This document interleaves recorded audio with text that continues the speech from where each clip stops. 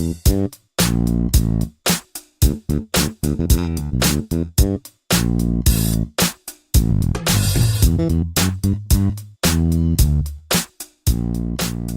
being here. We're about to start the second day of the iGEM Synbio Festival, and we're going to kick off this session both virtually and in person.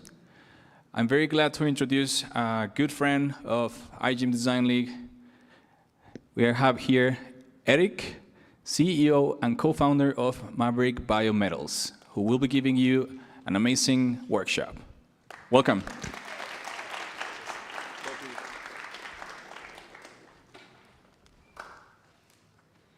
Hi, good morning, and welcome to the workshop, How to Start a Startup in Synbio. So, part of the reason why this is in English is it doesn't matter where you are, business is always done in English, and that makes it a little difficult being in Latin America, but it does make the overall process easier. So, a little bit about Maverick. So I'm the CEO, I'm the technical. So before founding Maverick, I was actually at the DoD, and we were developing chemical warfare agent therapeutics. My co-founder, COO, is seasoned entrepreneur, business, so he handles all the business side. And what do? So we do mining with biotech. And what does biotech have to do with mining? Well, just how you and I need oxygen, certain bacteria, certain fungi, need metals from rocks. And to get them, they actually have to dissolve the rock away to liberate the metals. And that actually works very well for mining. So what we do is we genetically modify and actually generate de novo enzymes that can solubilize different ores and liberate all the metal ions that are inside. So we have an ML program, and the machine learning program actually generates de novo designs. And then we can test them in the lab. And if any of you want to use it, please hit us up. The program is open and free to use.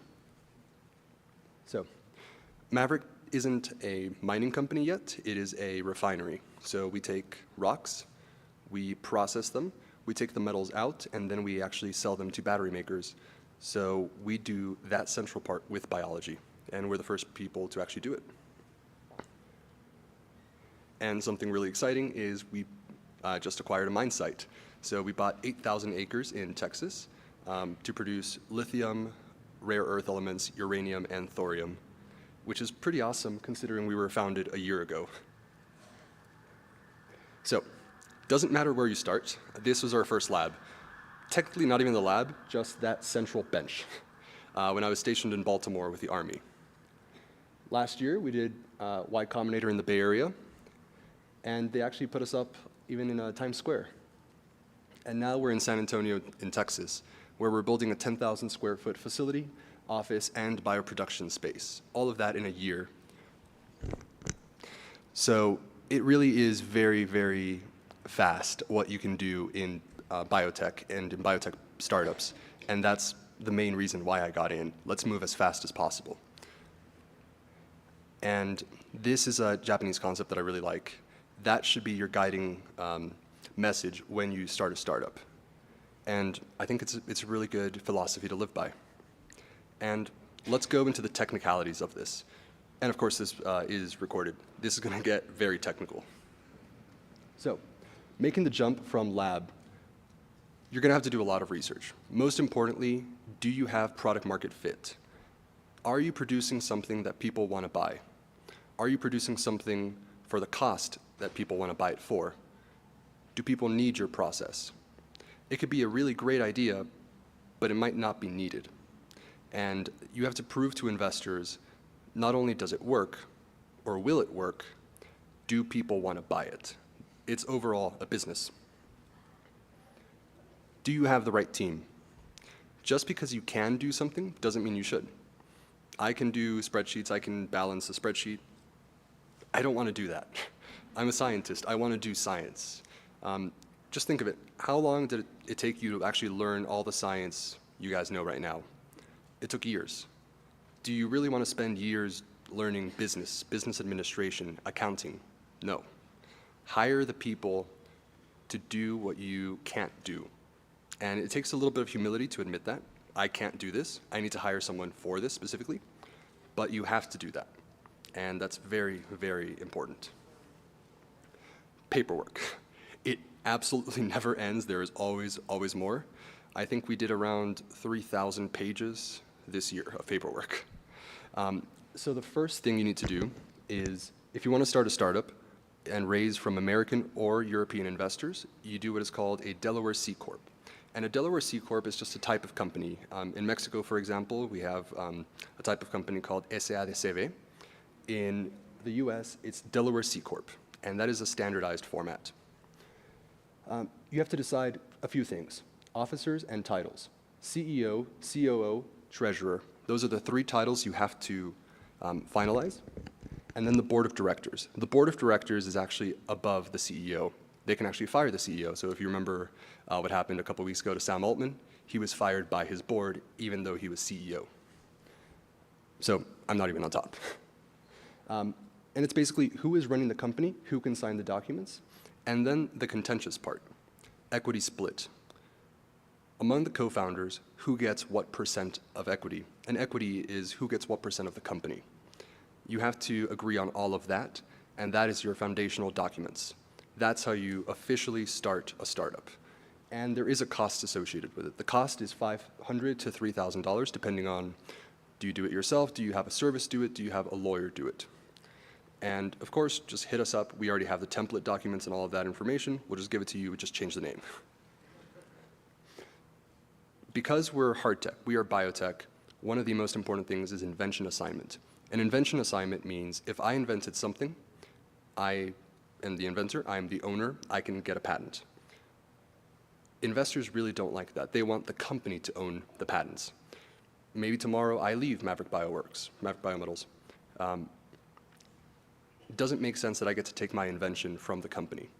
And so we all have to sign invention assignments where anything we develop for the company, while at the company, belongs to the company. That's very, very important. Every single investor is going to ask you for that.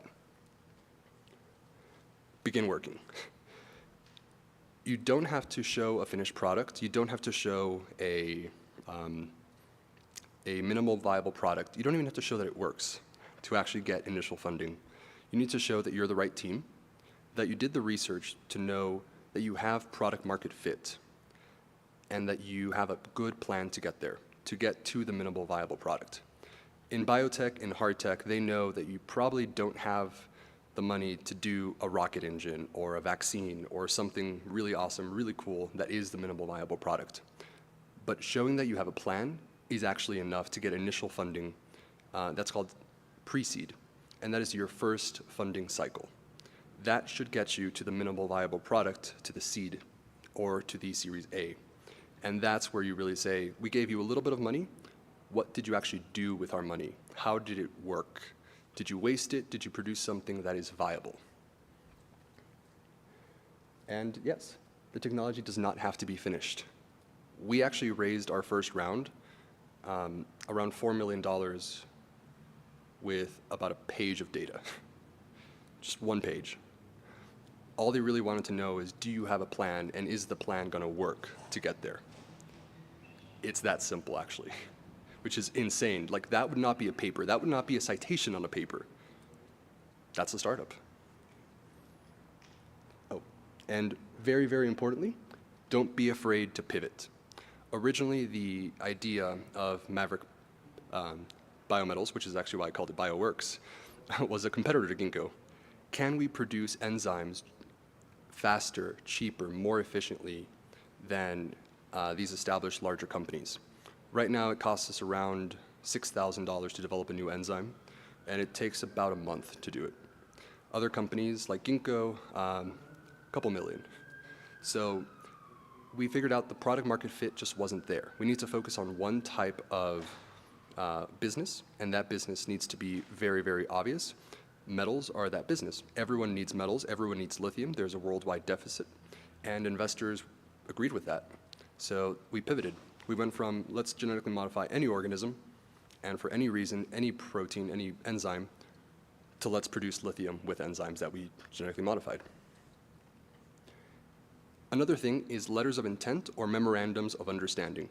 And what these are is how you prove product market fit. And that is saying essentially, I am a car company. I need lithium for my electric cars. I'm going to give you a non-binding letter that says, if you produce lithium, I will buy lithium from you. And that's a really good confidence symbol for investors. It shows you do have a potential customer for your technology. They are non-binding. They're not a contract. It's just because they signed it doesn't mean they actually have to buy your lithium when you start to produce it or your product. It's a really good way to show that, yes, there is a customer. And numbers really matter here. There's two forms that you can do it. You can say, yes, I'm going to buy your lithium. That's cool. That works. What they really want to see is, if you produce lithium for 20% less than your competitors, I will buy $100 million worth. That is much more attractive to investors for investment and for banks as well. So now you need money. You have two options. You can either do accelerators or incubators, or you can go directly to investors, venture capitalists. I would recommend, as scientists, we go first for incubators and accelerators. We're scientists. We're really good at science. We're really bad at business. Incubators and accelerators are where you learn how to actually run a business. It's, you can think of it as a mini MBA program rolled up into a couple months. And there's different types. We were in Y Combinator. There's also IndieBio. IndieBio just focuses on biology and synthetic bio. They're in New York City and they're in San Francisco. Techstars, also really good for tech. Berkeley Skydeck, anything that's Synbio as well. You have options, and each one is very different. Different culture, different investor pool, but they really teach you how to get to that final pitch to investors. And then, of course, there are venture capitalists. You can actually just go up and pitch to investors, and there's lists, and we can also help you find those lists. Just reach out. I wouldn't recommend that unless you're very, very sure, because first impressions really, really matter. And just how we all talk about the newest research, all investors talk about the newest startup. I didn't invest in this one because they weren't ready.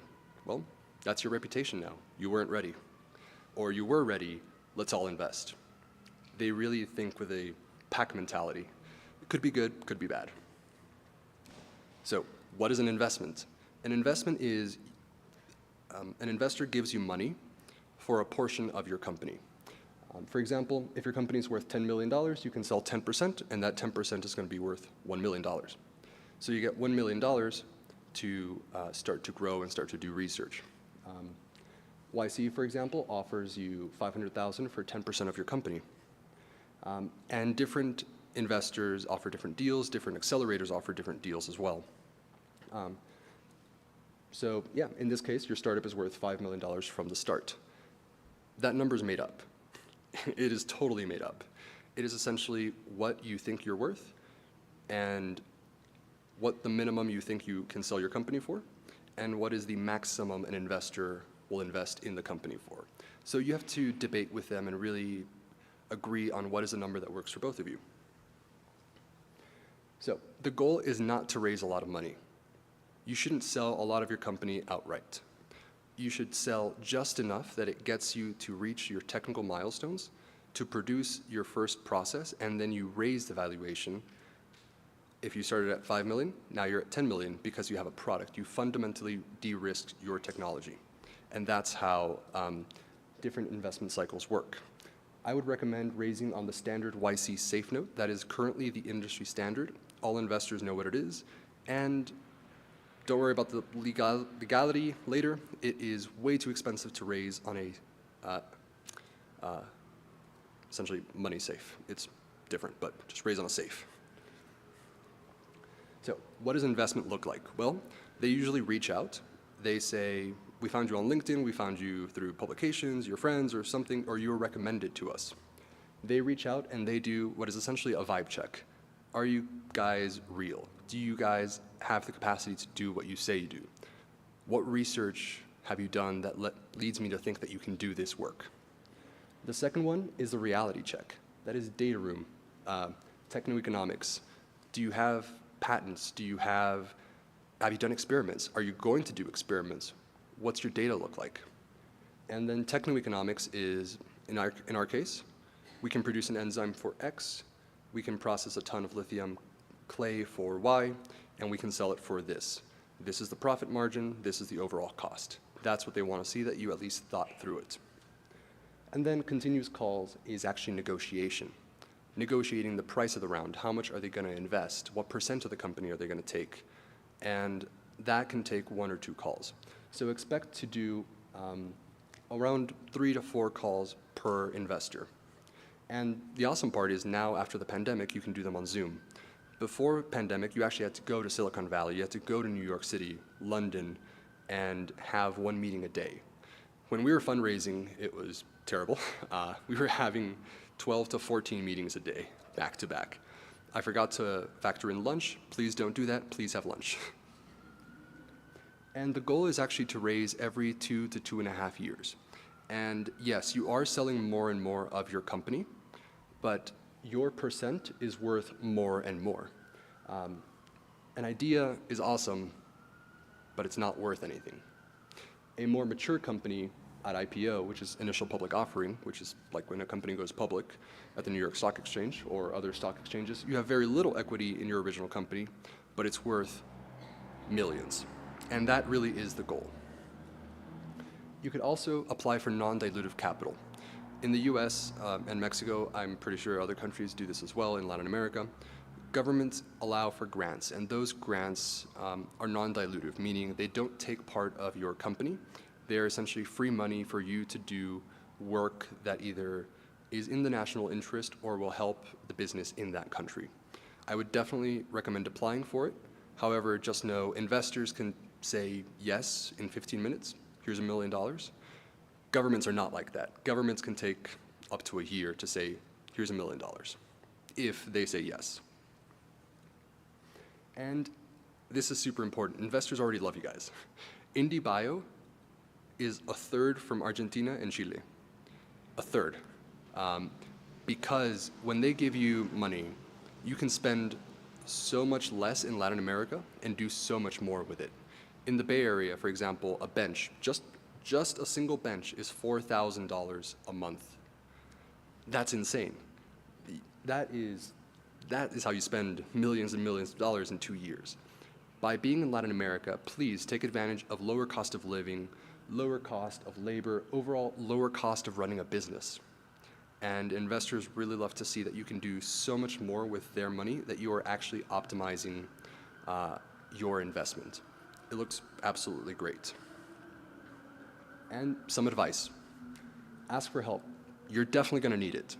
I needed it on the science side. My co-founder needed it on the business side. There's no shame. Ask for help.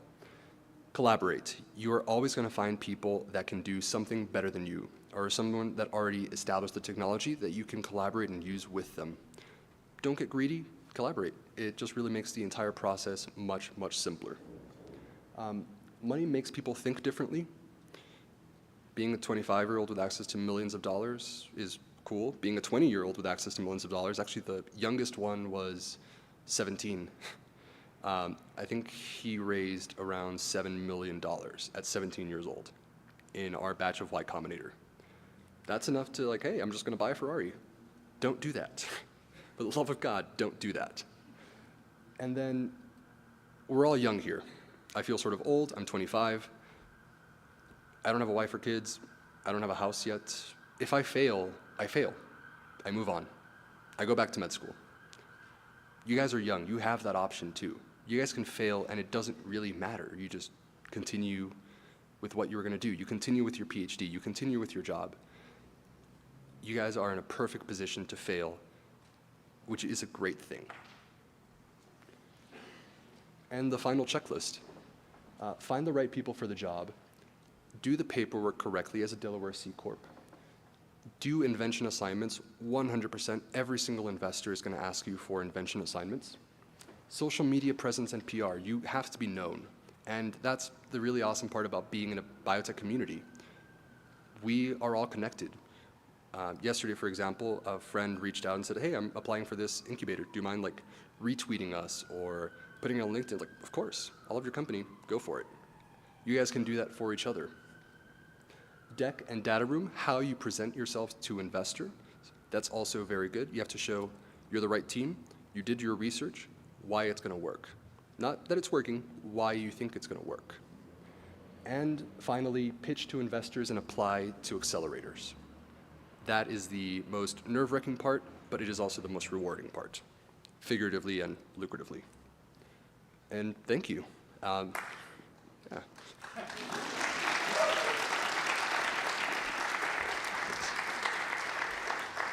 Any more questions?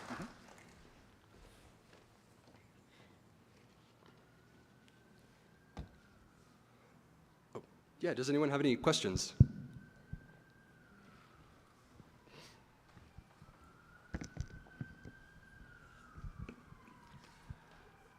Good morning. Well, first of all, thank you for the talk. I think it was very to the point and very, very, very valuable.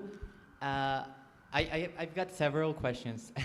One of them is, you explained that we have an advantage as, coming from Latin America, since we can raise money in the States and then spend it here. My question is, like, do investors have no problem or objection towards giving out money for a company that's not based in the country where they are? Correct. It doesn't matter where the company is based, so long as it is a Delaware C Corp, because now you have to follow business law as it's laid out in Delaware. And that is the industry standard, so they don't really want to deviate from that. But for example, we're based in San Antonio in Texas. We're a Delaware company. You want to be based in Buenos Aires? You're a Delaware company. The only country that they cannot invest in Latin America is Venezuela due to sanctions. But yeah. So you might be based in Mexico or anywhere else in Latin America, but you have to register yourself as a Delaware C Corp in the States. Yes, and you do not need a visa. You never have to actually go to Delaware. Okay. I don't recommend it. It is Delaware all like sucks. online. Okay. Totally online. Okay. Yeah. Great.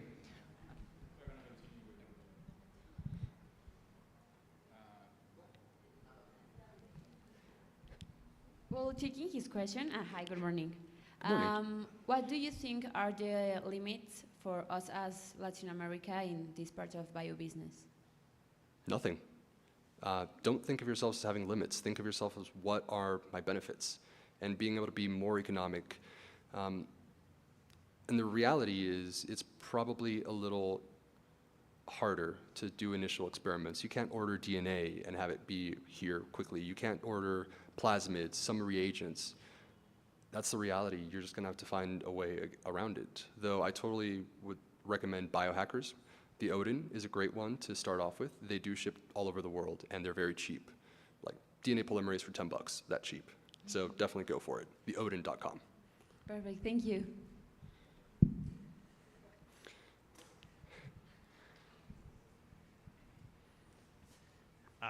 Amazing talk. Thank you so Thank you. much, Eric.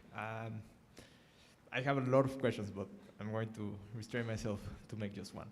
How does the process of R&D change from being in a startup to like doing R&D in research or in academia? Like, how does it look in a startup?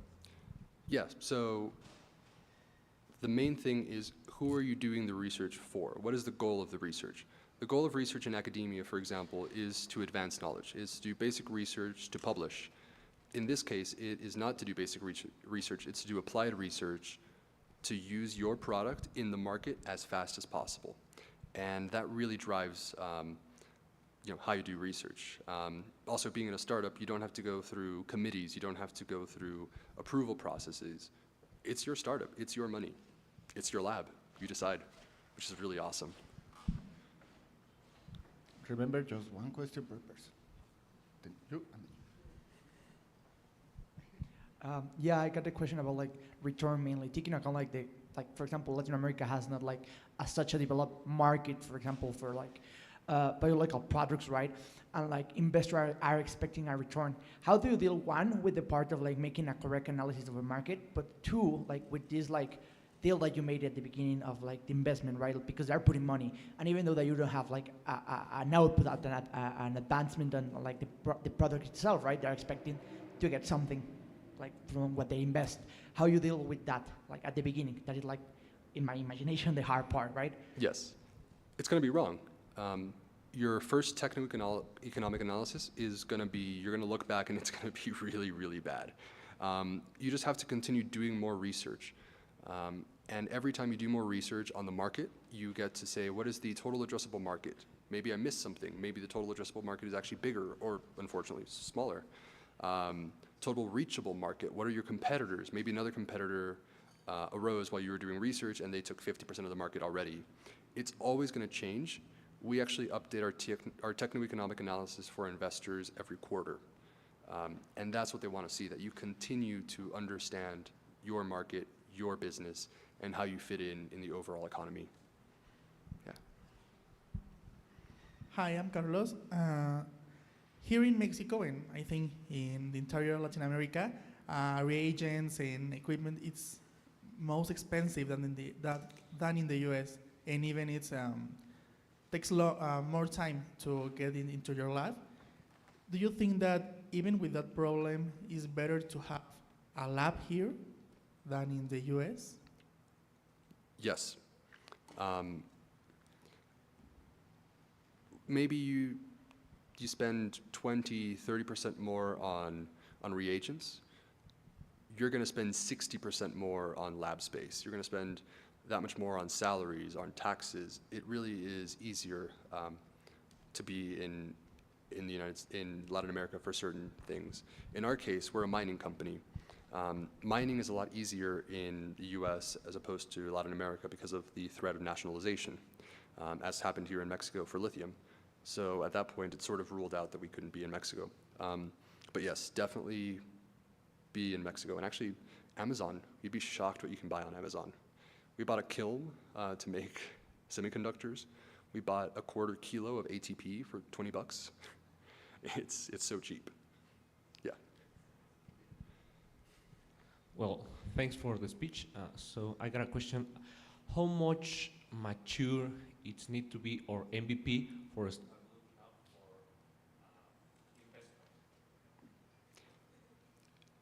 Much less mature than you would think. And that's actually...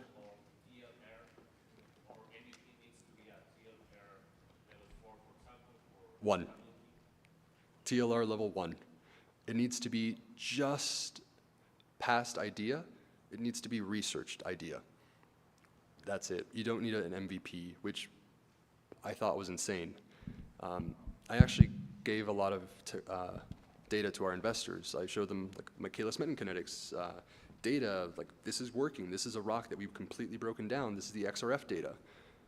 I have a lot that really never cared. They're like, no, I don't really care about your data. I don't understand it anyway. It's a cool idea. We actually have some investors that we've never met. They sort of just emailed us like, hi, would you like money? Sure. Yes, investors are not scientists. They want the opportunity. If you can sell the opportunity, I think that is what they're after. Okay, hi, I'm Santiago from Synthetic Biobots, and thank you for such an informative talk. Okay, well, my question is, you were talking about incubators, so I don't really have an idea of how they work. So my question is, do you have to sign some kind of agreement to be involved with them, or are they like a non-profit organization or something like that? That's my question. Yeah, so something we touched on yesterday, iGEM actually has its own incubator, its own accelerator, and they actually teach you, for example, everything that I put on the slides. It's a lot of information, I know. They actually guide you through each individual part, and I was actually a mentor for one of the teams this year. Hopefully I was helpful for them. But that one is a very simple one. That one doesn't give you money. They don't take equity. It's free for both parties. So no agreement there. The Y Combinator, for example, you do have to sign an agreement, and that agreement is, I'm going to give you X% of my company for Y amount of money. And it's going to be different for each individual accelerator and incubator. Some offer more money for less equity, some less for more. It's really just what works for you and which one is the one that is going to introduce you, you think, to the best investors. I will say, though, it's a little difficult to get in. Y Combinator accepts 1 to 2% of applications. IndieBio, I think, is 10%. So you're really going to have, it's like applying for college. Hedge your bets. Apply everywhere. Weigh your options and see which one you got in is the best. Yeah.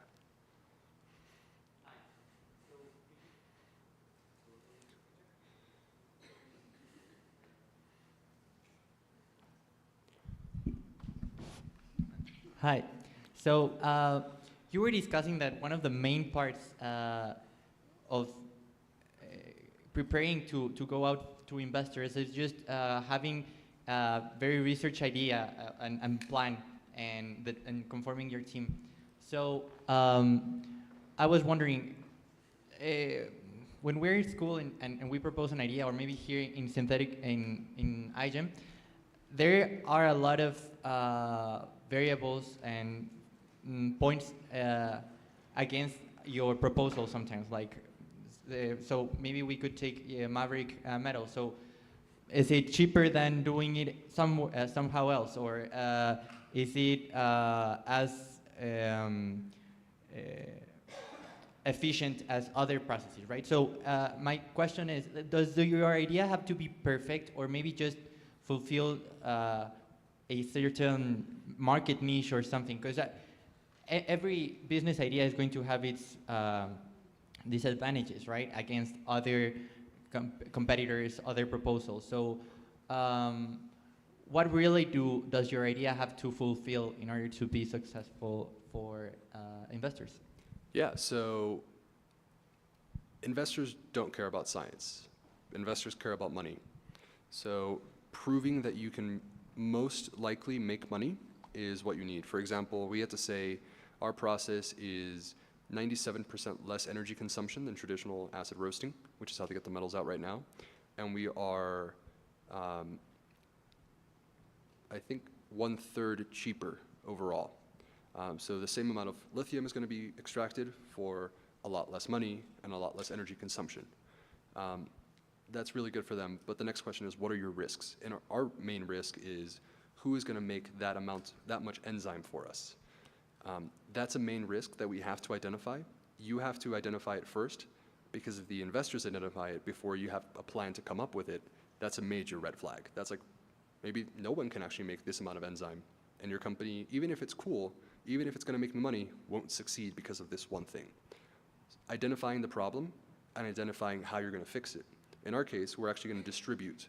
We're going to produce some of the enzyme here in Mexico, and we're going to produce some of the enzyme in Argentina and Brazil. So by distributing it that way, we de-risk supply chains. So that's a problem and a solution that you have to have, because no idea is going to be perfect.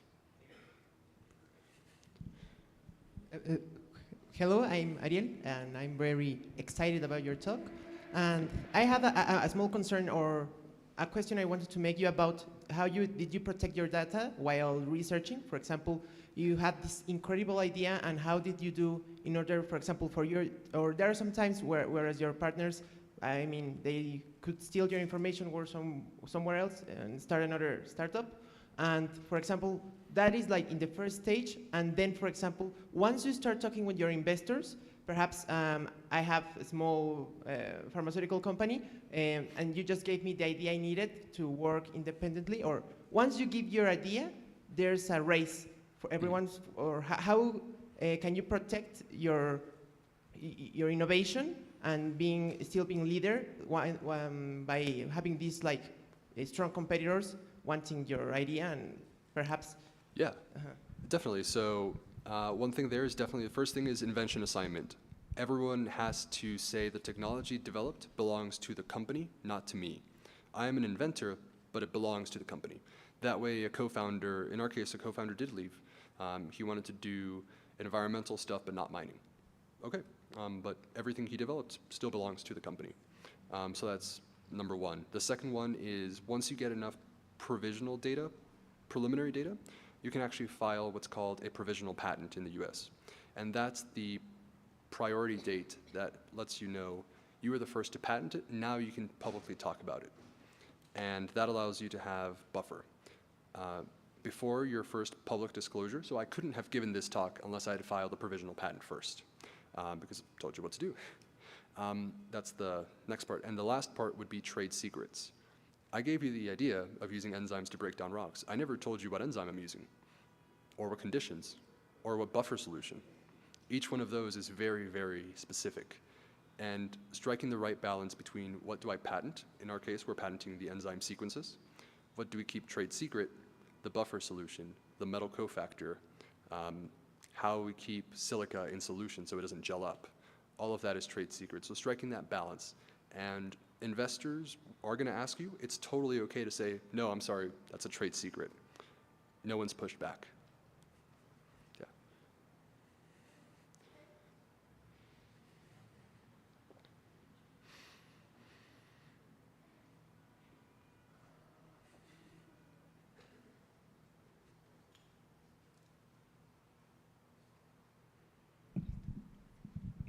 Hello.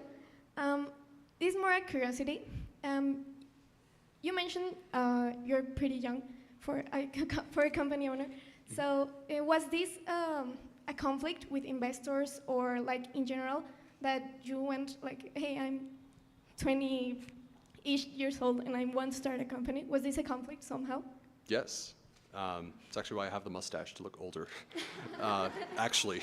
So when I was in the Army, I was presenting data on essentially biological and chemical warfare to generals as a soldier. And they're like, oh, this is cool data. Thank you. This is awesome. This is something we're going to implement in national security policy. And I was 22. Being 25 and having all of the data, having way more data, and you go to mining companies, they're like, oh, but you're 25 years old, right? Thank you. It's like, the data's there, but it's very much essentially being discriminated against because of your age. That's the reality. How do you go about that?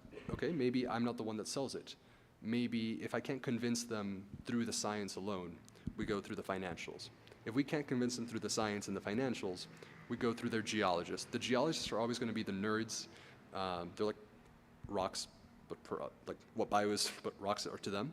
Convince them that it's an awesome project that their company should like, and you can mostly convince them through that, through getting them excited of the science. But yeah, there's definitely age discrimination. If I were an AI company, I don't think anyone would complain, but a hard tech company, definitely.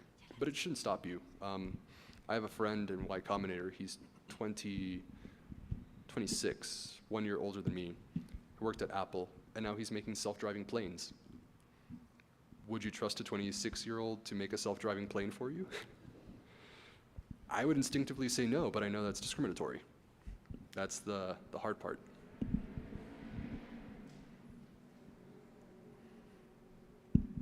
Thank you. I have one question about is there a problem a legal problem, if you start your research in an institution, like in a university or something? Is there any way to give them credit, or is necessary? Yes, it is absolutely necessary, and investors will ask you that. That's the first thing they do for a tech company. Who owns the IP? If you developed it by yourself in your own personal lab or in your kitchen, you own it. If you developed it while at work, while at a university, using university resources, the university does have a claim over it. And what they usually do is they patent it for you, and they give you an exclusive license, meaning you can use it, but they own it, and they want you to pay royalties. So let's say I develop this enzyme. They own the patent. I can use it, but for every $100 I make selling lithium, I have to give them $5. And you have to do that. If not, that's a major, major lawsuit. That's why pop cans, actually, the Coke cans, when you open it, the ficha, I don't know how you say it in English, that was developed almost independently by a guy on his lunch break for PepsiCo.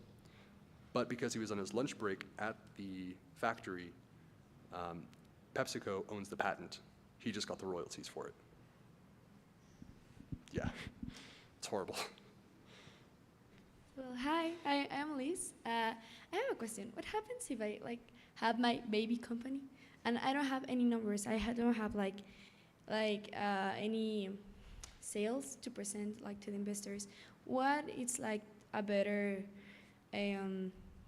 data to present them? It's not my scientific data, no, but money data, you know? So what Yeah. would be like the best option? Customer interest. At that point, go to, in our case, it's car companies. Who's buying the most lithium? Who's buying the most metals? Go to them and say, what do you want to buy? Do you want to buy lithium carbonate? Do you want to buy lithium hydroxide? What purity level? What are your tech specs? If I can produce this, will you buy it? That is probably the most important thing to investors. No one cares. In our case, it's a direct nucleophilic attack on a central silicon atom disrupting the unit cell of the crystal. I say that to investors, they're not going to know what it is. If I say company X has agreed to buy 100 tons of lithium carbonate for X amount of money, that's what they really care about.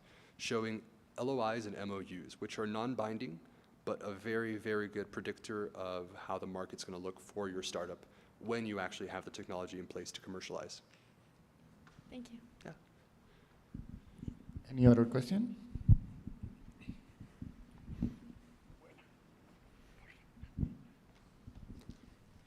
Hi, I'm Abby from Puebla. My question is about, you mentioned that we need two parts to found a company, a specialized or scientific part and the business part. How do you manage the communication between those parts? Yeah, so in our case, I basically meet every day with my co-founder. We divide tasks. We're like, this is what we need to do this week. Every Monday we have an exec meeting. These are the goals. We decide, and then we have a general lab meeting. This is what I want the lab to work on. And then we go back to the exec meeting, like, let's work on, okay, if we want to do these projects, these experiments, how much is that going to cost us? What is it going to produce in results that we can take to customers, that we can take to investors?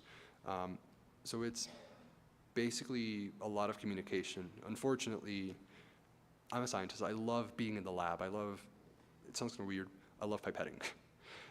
I don't get to do that often. I have to plan experiments and give it to my team that I trust to do the experiments correctly because I have to run the company. But I think having a CEO or having a leader that understands a little bit of the business, but understands exactly how the technology is being developed, how it's working, I think having that communication with your science team and your business team is absolutely essential, but it's just communication every day, so much. Actually, I don't have service in this room, but yesterday when I left, after the presentation, I had 17 emails and like 3 messages. It's like, hey, I have this question, fill this out, do this. Just communication. Hi, Manuel again. You said previously that having like a company, right, like a biotech company in Latin America will be cheaper, right, because the cost of having like the labs and the benches are cheaper, right? But I had the question about like returns mainly, like, do you consider that there are any limitations in regards for like, for example, like the currency and the market is it comparable to sell, for example, metal in the USA than in Latin America? And is it comparable, like the difference between the income that you can produce in a market such as Latin America than in the USA? And taking into account that, would you advise that to focus more on a market with a higher return such as the USA and be based in Latin America as the best fit like option, for example? Well, in your case, you said that it's not possible because like the nationality of So yeah, that's my question. Yeah, so it's a complicated economics question, but there's 2 types of things you can sell. One of them are products, which is this podium. The second one is commodities, which is the aluminum used to make this podium. The aluminum used to make this podium is worth the same in Azerbaijan, Mexico, and the US, and Greenland. This podium is going to be worth a lot more in the US than in Azerbaijan than Greenland. So that you have to decide, are you a commodity or are you a product? In our case, we're a commodity. So it doesn't matter where we sell for the same price, the global price of lithium at that point.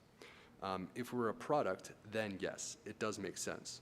And there's nothing preventing you, in the most part, from doing R&D in Mexico, living in Mexico, producing in Mexico, and selling to the US or selling to Europe.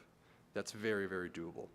And what you can always do later is de-risk the project, fundamentally de-risk it, start to produce. Once you do that, you can move to the US or Europe. And that's where you actually handle sales operations. Yeah. Okay. Hi, my name is Jordan, and I have one question. It's more, but what is the main difference between the venture capitals and an incubator? Yeah. Venture capitalists ask questions, give money. Incubators train you how to answer the questions and sometimes don't give you money. It's really how it breaks down to, but one is training and one is actually doing.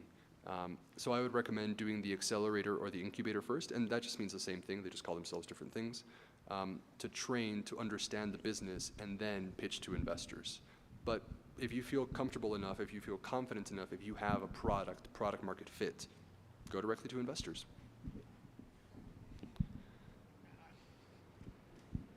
I'm going with you. Eric, for someone who's interested in Synbio startups and who wants to become a founder for a company, how will you weigh the options of maybe like leading a team in IGEM versus joining a Synbio start like Maverick? It's faster.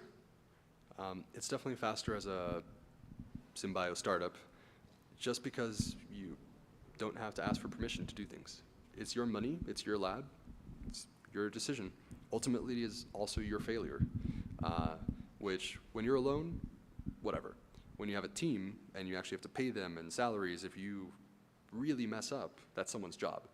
So it's a lot of pressure, but definitely being able to move as fast as possible. And IGEM moves fast, startups move faster, which is part of the good thing.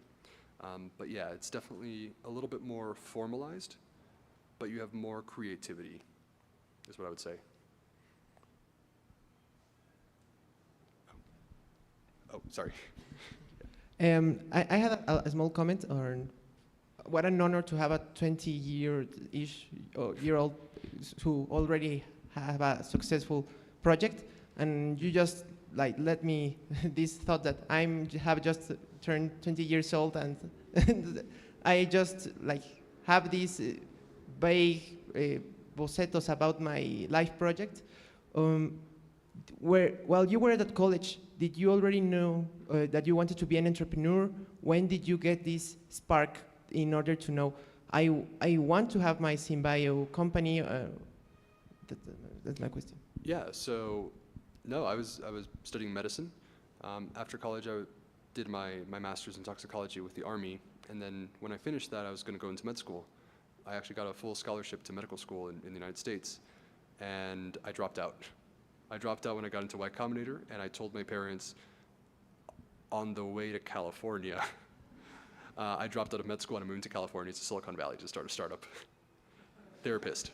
But essentially, I think I made the right decision. I knew I wanted to work in a lab. I knew I wanted to essentially go to med school and do clinical research. That takes years. If I have the opportunity to do it today as PI, why not do it? So I took I got lucky, I guess.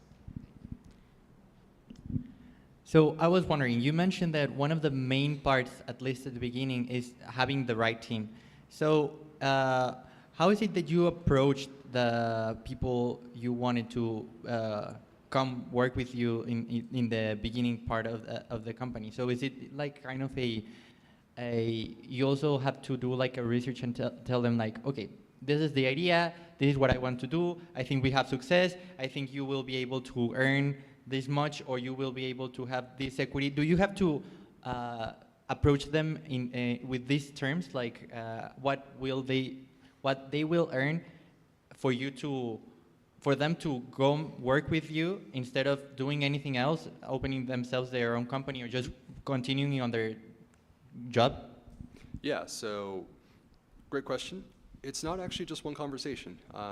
You don't get a job after one conversation, same as working in a startup. The first thing you do is actually reflection of yourself. What can I do and what can't I do? And being very brutally honest about what you can't do. I can't do math. Chemistry. Biology? Sure. Chemistry? So we're hiring a chemist.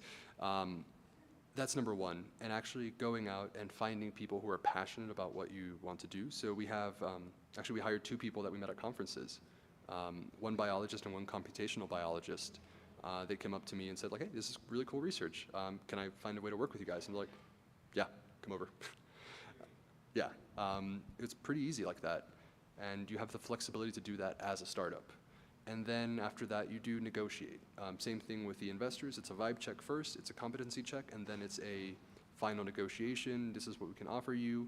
And it's usually, you don't just get paid, you also get equity. You get a piece of the company that incentivizes you to essentially work harder to, the more the company earns, the more you earn. So yeah, it's a negotiation like that. Yeah. Hi. Sorry, I'm Anna. Thank you for your talk. I think it was really like inspiring, and you gave like really bullet points that are useful. My question is more regarding like the science. Whenever you have like an idea, and you said that you don't need an MVP to actually get money, but like sometimes it gets messy because science is like built up upon other research. So how do you find out like, I mean, your innovation, but also that innovation comes from innovations and things that other people already did for you. So like if you have to work in a university, I mean, you have to give them some part of like the discovery you make. But if you just like, I don't know, you're like researching and you find that there's maybe an opportunity here and you make all the market fit research, how do you deal with that when you're like pitching or when you want that to become a reality? I mean, you have to touch base with a scientist or like, yeah, that's my question. Yeah, so actually I had the discussion today. Before I came here, I was meeting with some investors and their lawyers, and then our investors and our lawyers. And the first thing they asked was, is your IP secure and do you have freedom to operate? And freedom to operate means your technology that you developed for your business, you have full use of it. No one has a patent over it, no one has a license over it, and you don't have to pay royalties. That's the full use. And for example, in my case, when I was developing organophosphate hydrolases and testing them ultra-high throughput in the Army, it is the exact same process, the exact same chemical reaction. It's a hydrolysis, and it's a pretty similar sp3 hybridized phosphate versus an sp3 hybridized silicate. It's the same chemical reaction, different applications. So I asked the colonel, are you okay if I have my own lab, totally separate from work, to do this? I won't spend any time at work doing this. I'm not going to spend any Army time developing my own private thing. And when I'm at my own private thing, I'm not going to do anything for the Army. Totally separate. And they agreed. So by doing that, I got the inspiration from the Army, I got the idea from the Army, and I got the know-how from the Army. But the technology in itself was developed fully independently. And just having that in writing is absolutely essential. Yeah, that is freedom to operate. Okay. Hi. I just wanted to first say thank you for all your responses. They are very good. And I wanted to ask, being a team leader, I think could be comparable to being like a founder or a CEO, because you have to manage a lot of things and to communicate what you want to do, but obviously taking other opinions and listening to your team. So I wanted to ask, how do you found these people and how do you effectively communicate what you want to do with your projects? Because I think being like organizing all these type of projects can be hard sometimes, because the application that you want to have it, like the applications you want to keep, maybe you don't think of it the same way other people perceive it. Maybe you think it's pretty important, some aspect of it, and other people may not take that in account. So how do you effectively communicate your views on your project? And also, how do you find the correct people? And what are things that you have to have in those persons to make up a great project? Yeah, so number one is find the people who share the same passion, who want this project to succeed, not because they want money, not because they want equity, but because they think it's cool, they want to work on it, and they see it as something that could change the world. That's number one. That's the vibe check. Number two is fully open communication. Being able to tell them, let's do this experiment, and this is exactly why we need this experiment done, and these are the results that we would ideally like. These are the ones that we don't. But showing them why you're doing this experiment followed by this experiment followed by this experiment, so they don't see, so they can see the entire process and why you got from A to B. Instead of giving someone a very specific task, not telling them what it's for, and then they're like, well, all the work that I did for weeks, where in this entire process did it go to? You have to show people that their work does matter because it's going directly into step 1, 2, 3. And then number 3 is trusting them. I'm not in the lab measuring, like, can I double check what you measured? I trust them to generate the data. I trust them to generate their own protocols and their experiments. That's the competency check. So having all those 3, the vibe check, open communication, and a sense of like why your work matters, I think that's how you build the team and communicate effectively. Or at least I think, depending on my team in the front row, if I'm correct. So we have time for 2 questions. So.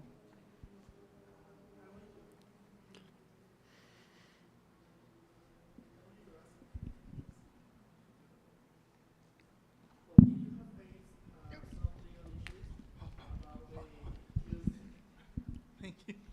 I want you to ask if you have faced some legal issues regarding the use of GMOs, maybe in the environment, or how is the legal stuff about the GMOs in the industry? And most in industries like this, that you have to use some mining product and refining, I think it's the verb, with these biotech molecules.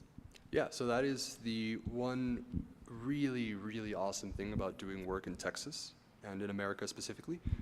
There are no regulations on GMOs.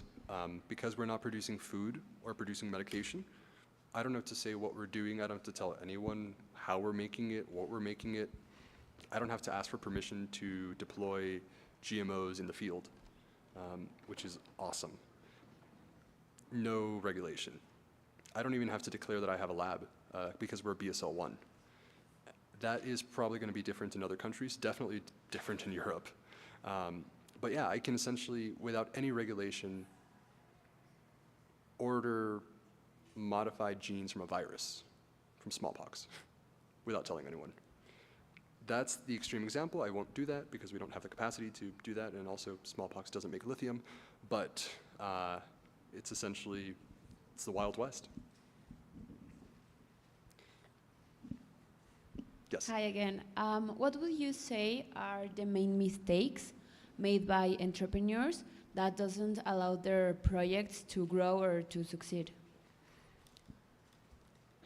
It's a mistake, but it's very, I can see why it happens, but it's essentially being cheap on certain things.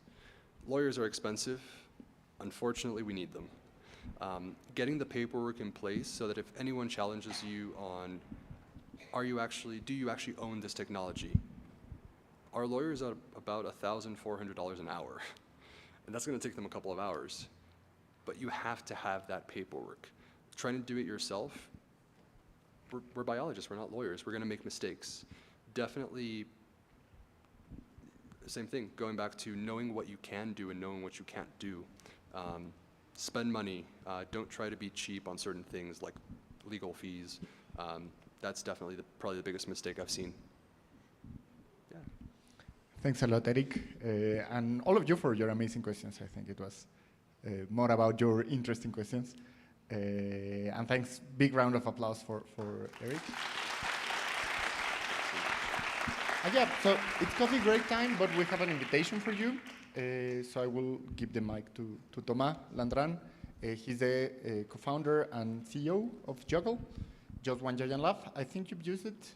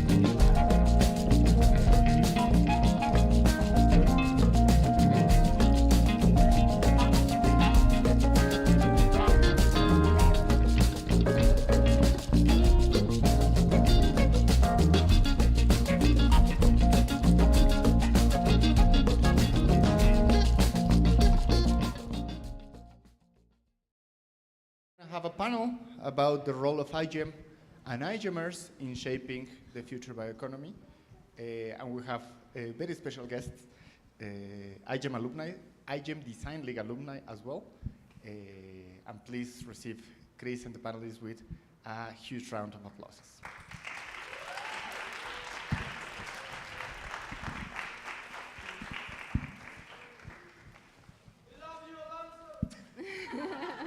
We do.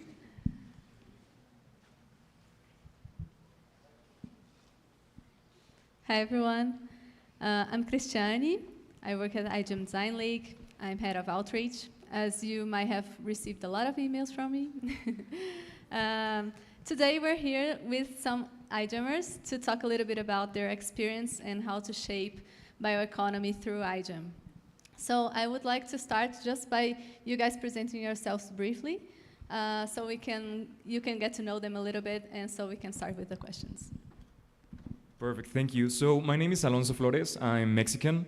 I participated in IGEM competition from 2019 to 2021, and in 2022 I started working actually with IGEM as Safety and Security Program Officer. I'm part of IGEM's Responsibility Program, a program which tries to answer the question of what the future of synthetic biology looks like, and actually the question of how we want to get there. How do we actually ensure to use the benefits of synthetic biology while reducing the risks to the minimum?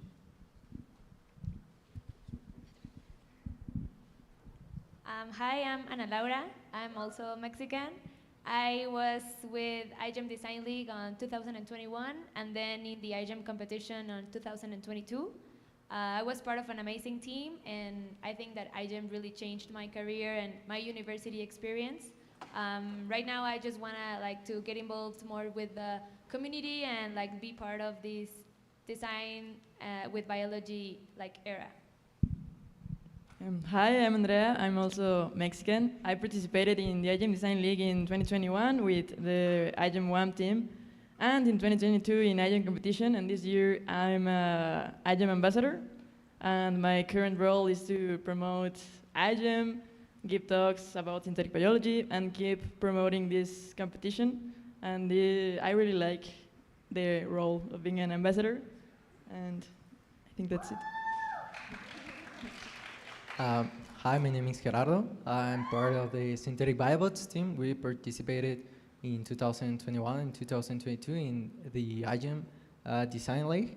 And as my friends here, I'm also Mexican, and I'm here to share with you my IGEM experience and how it has changed my career path and all the beautiful and amazing things I've learned from IGEM.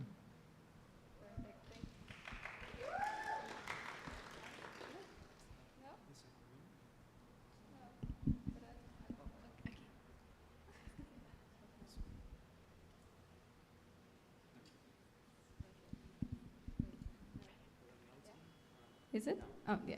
Okay. Sorry, you guys. Well, thank you for your introduction. I'd like to start by asking Andrea a question. In what ways did participating in IGEM Design League contribute to your skill set? And how have those skills have been valuable to your current role or endeavors? Thank you for the question. Well, first, IGEM has taught me a lot, and mainly the famous soft skills that are so important for the work life and life in general, starting for time management, because IGEM is a big challenge to balance your life between social, academic life. I'm currently studying molecular biology, and managing my subjects and IGEM was such a challenge, but I learned to do it. And also the teamwork, conflict resolution, being able to do things on time, and also remember that you need help of your multidisciplinary team in order to get to the same goal. And I think that one of the most important things is the networking part. Thankfully, I have participated in many IGEM events and congresses, starting of the 2021 meetup in Cancun, then the 2 jamborees in Paris, and now this event. And in all of them, I had met a lot of people, and that had helped me change my mind, open to new experiences, and learn about opportunities I didn't know about before. Like, oh, you can make an internship in another country if you just send an email. Just try it, and getting to know so many aspiring people is really helpful. And now I have more friends in science, and hopefully future collaborators in other projects.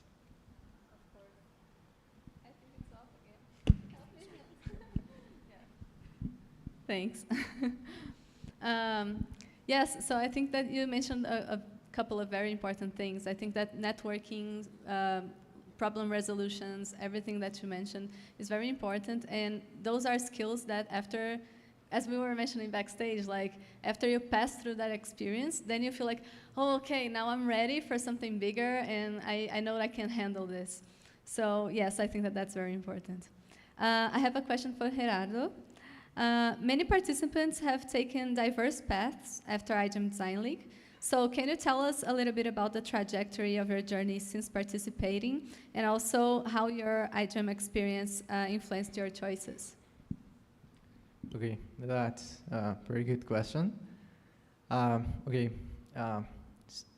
Before I started my iGEM path, I don't know, I was very sure I wanted to pursue like higher education, like overgrad studies, and maybe even like dedicate my life to academia. I'm not so sure about that anymore, and I think it is because of the iGEM experience I've got to experience, and mainly because when you participate in iGEM, you are involved in different activities, scientific activities, and you get to know different ways of doing science. Science is not only done in the lab, performing experiments, but you can also do science in different ways and from different contexts. For example, I study biology, and as a biology student, we don't get that much information, for example, about industry or entrepreneurship. So these kind of like different aspects of doing science is something I got to know because of iGEM. And even though I was pretty sure I wanted to just do a master's, a PhD, and 1,000 postdocs, I don't know, I got to know that there are different ways in which you can contribute to science and develop your career. And there are a lot of paths you can take. So I think it is okay, and it is a good thing that iGEM gives you this opportunity, and it is also okay whatever path you choose. It is okay if you try it and you still want to do academia and a PhD, but I think it's good to have this opportunity because it can change, and it is good that you know that there are different opportunities you can take. And to be honest, I think that's one of the greatest things I take from iGEM, and I'm really grateful I had this opportunity. So, yeah. Yeah, I totally agree with you. I think that there are so many ways of doing science, and it's just not just in the lab.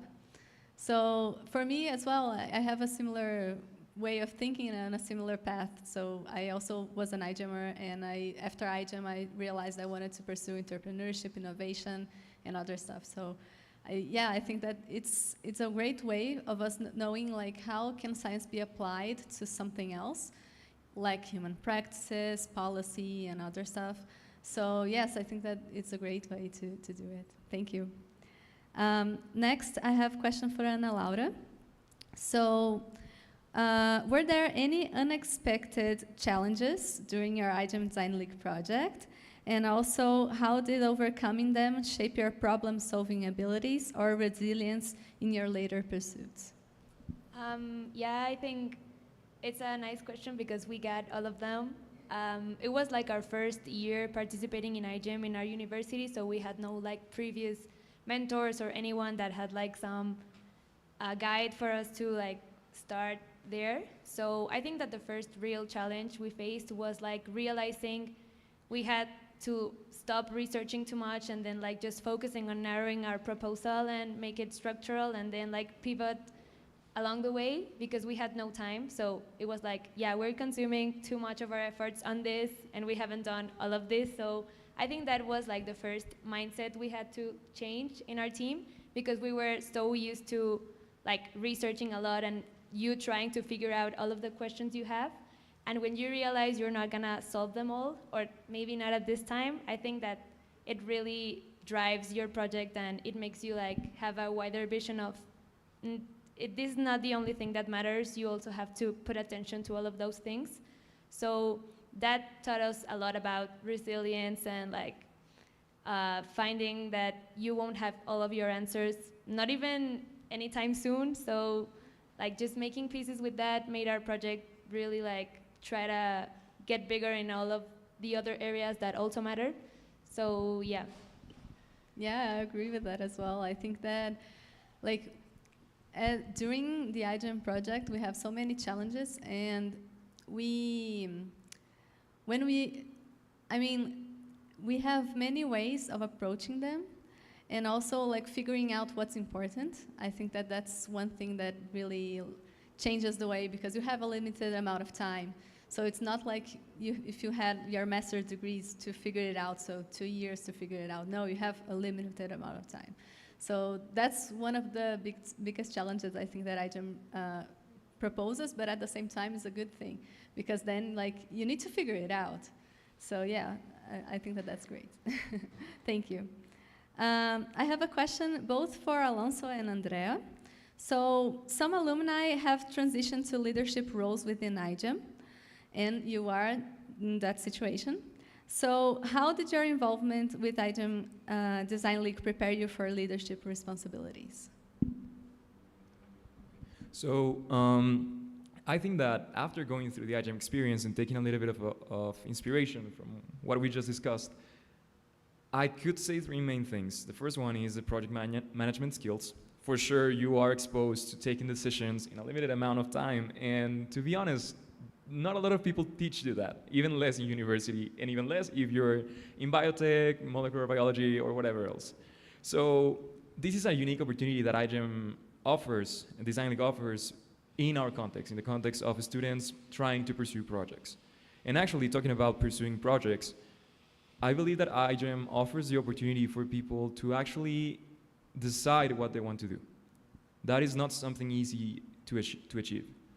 Usually, I think that, at least in the case of science, you usually will have someone that has more experience than you deciding what kind of research you're going to be doing, either in the laboratory because they're the heads of laboratory or whatever other case that you might find or that you might think about. iGEM offers you the opportunity to think about what you want to solve, a problem that is close to you, and most importantly, how you want to solve it. No one is telling you how you should do it. You're just asked to do it. And it's amazing, the result is incredible. You end up finding a problem that you care about and come up with an answer on your own. Sometimes when you start participating in iGEM for a few years, that might seem like the common thing to do. But in reality, it is not, even less in the context of Latin America. We have this huge opportunity of deciding what kind of impact we want to do, and I think that's something that has affected the kind of decisions that I do afterwards. What are the things or the impact that I want to make in the world and why? That is something that I got as an experience within iGEM. And thirdly, I would say the network. Having people outside in the world doing these kind of things, doing changes, doing innovation. Yesterday, we were talking about startups and how we can actually take our ideas and turn it into something real. That is, once again, not something that you actually get by just staying in your university. I mean, you can get to know more people, but what iGEM offers is the capacity to know people all around the globe doing things that are really, really interesting.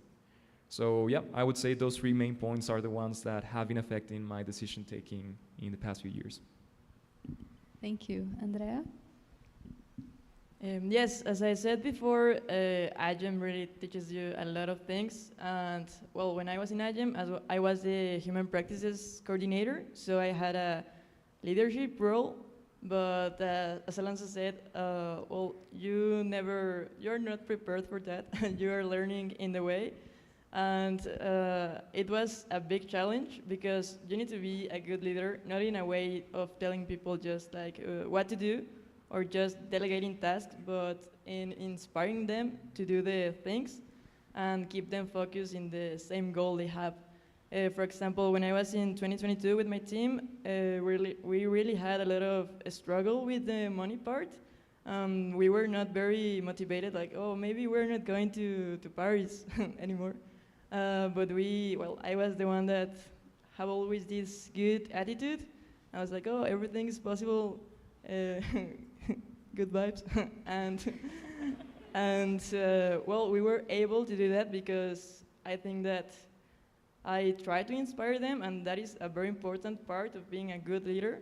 And that had helped me a lot in future situations in that, well, when I'm in another team, I not anymore just tell them like what to do. I try to inspire them and really see the people you're working with as persons and not just like work material. So really, IGEM has helped me a lot.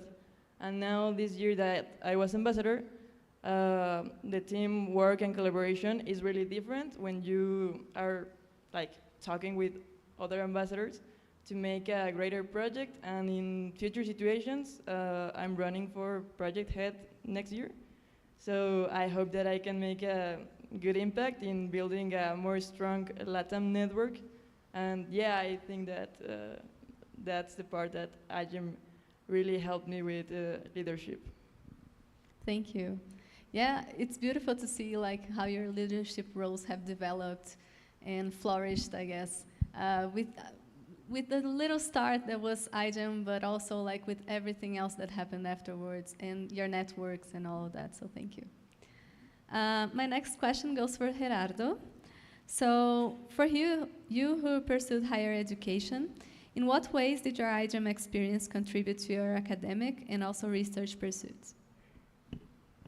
Okay, I think these questions go like in the same sense than the last one, because the IGEM experience helps you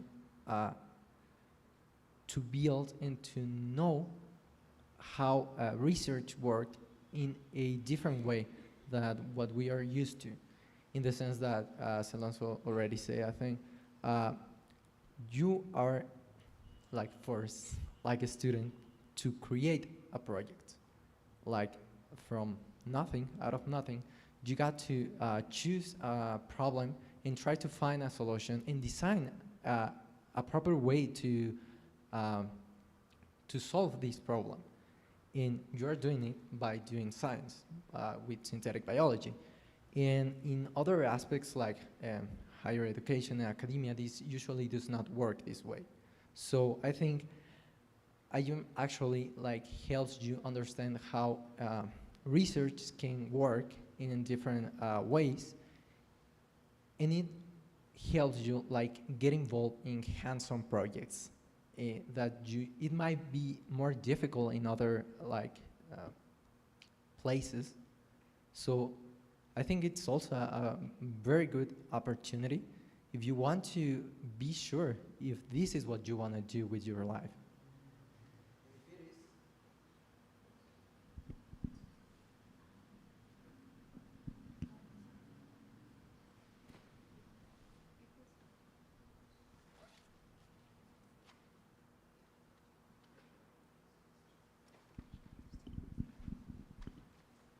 Sorry, we had some technical problems.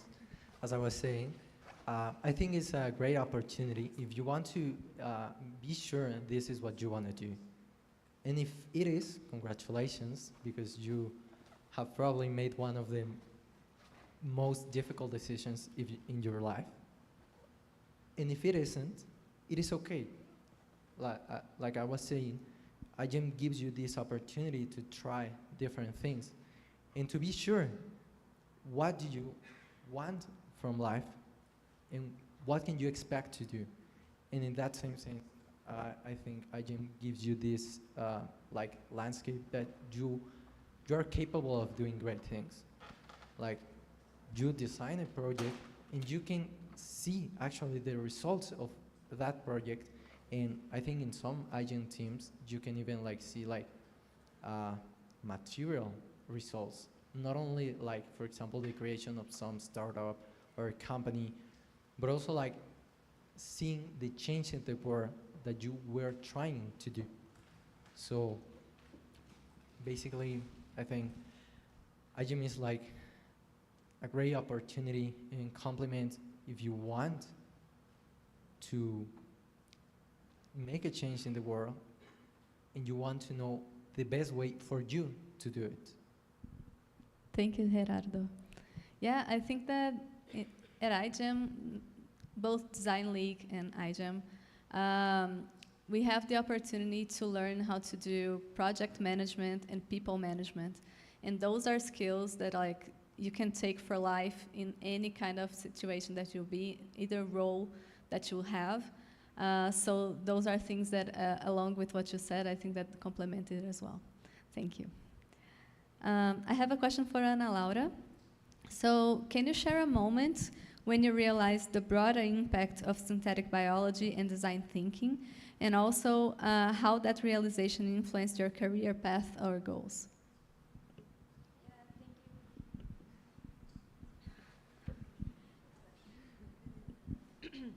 Yeah, I think the first part was when we discovered iGEM, like when we were in college, like the first time we read all of the projects that already existed there, and we were like so amazed by them, and like, why aren't these things real and like right now changing everything? Then we went into iGEM and then we discovered why, because it's not that difficult, but it's like time consuming and you need to put a lot of effort on it. But that was the first time that I was amazed that biology was becoming like an important thing in the industry, in the world, and like in all of our parts. The second one was, yeah, when we got to like visit Ginkgo, and it was like one of our company dreams, and we just like read about that company, and it was like amazing, and we studied like their path and how they started. But when you get to see that, when you get to like see how your ideas or the ideas or anybody else's ideas materialized into something real, when you see those like startup pitches, when you see that like these things are happening right now, not like they happened 50 years ago, not that they will happen 50 years ago, but that they are currently happening, I think that's like one of those enlightenment moments when you realize you're in the best like era for biology and that you can really start building your path in it. So I think those were like my main moments when I realized that, yeah, biology is happening and that we are in a currently great time to be involved in it.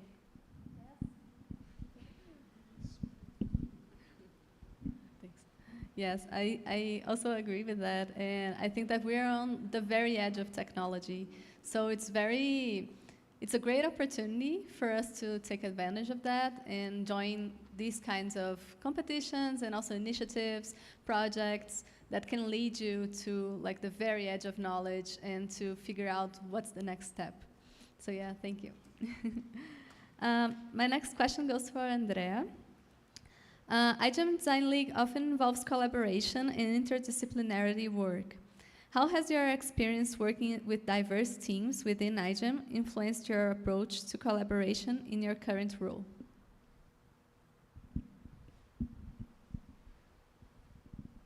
Yeah, thank you for the question. Okay, so as I said before, collaboration is really important.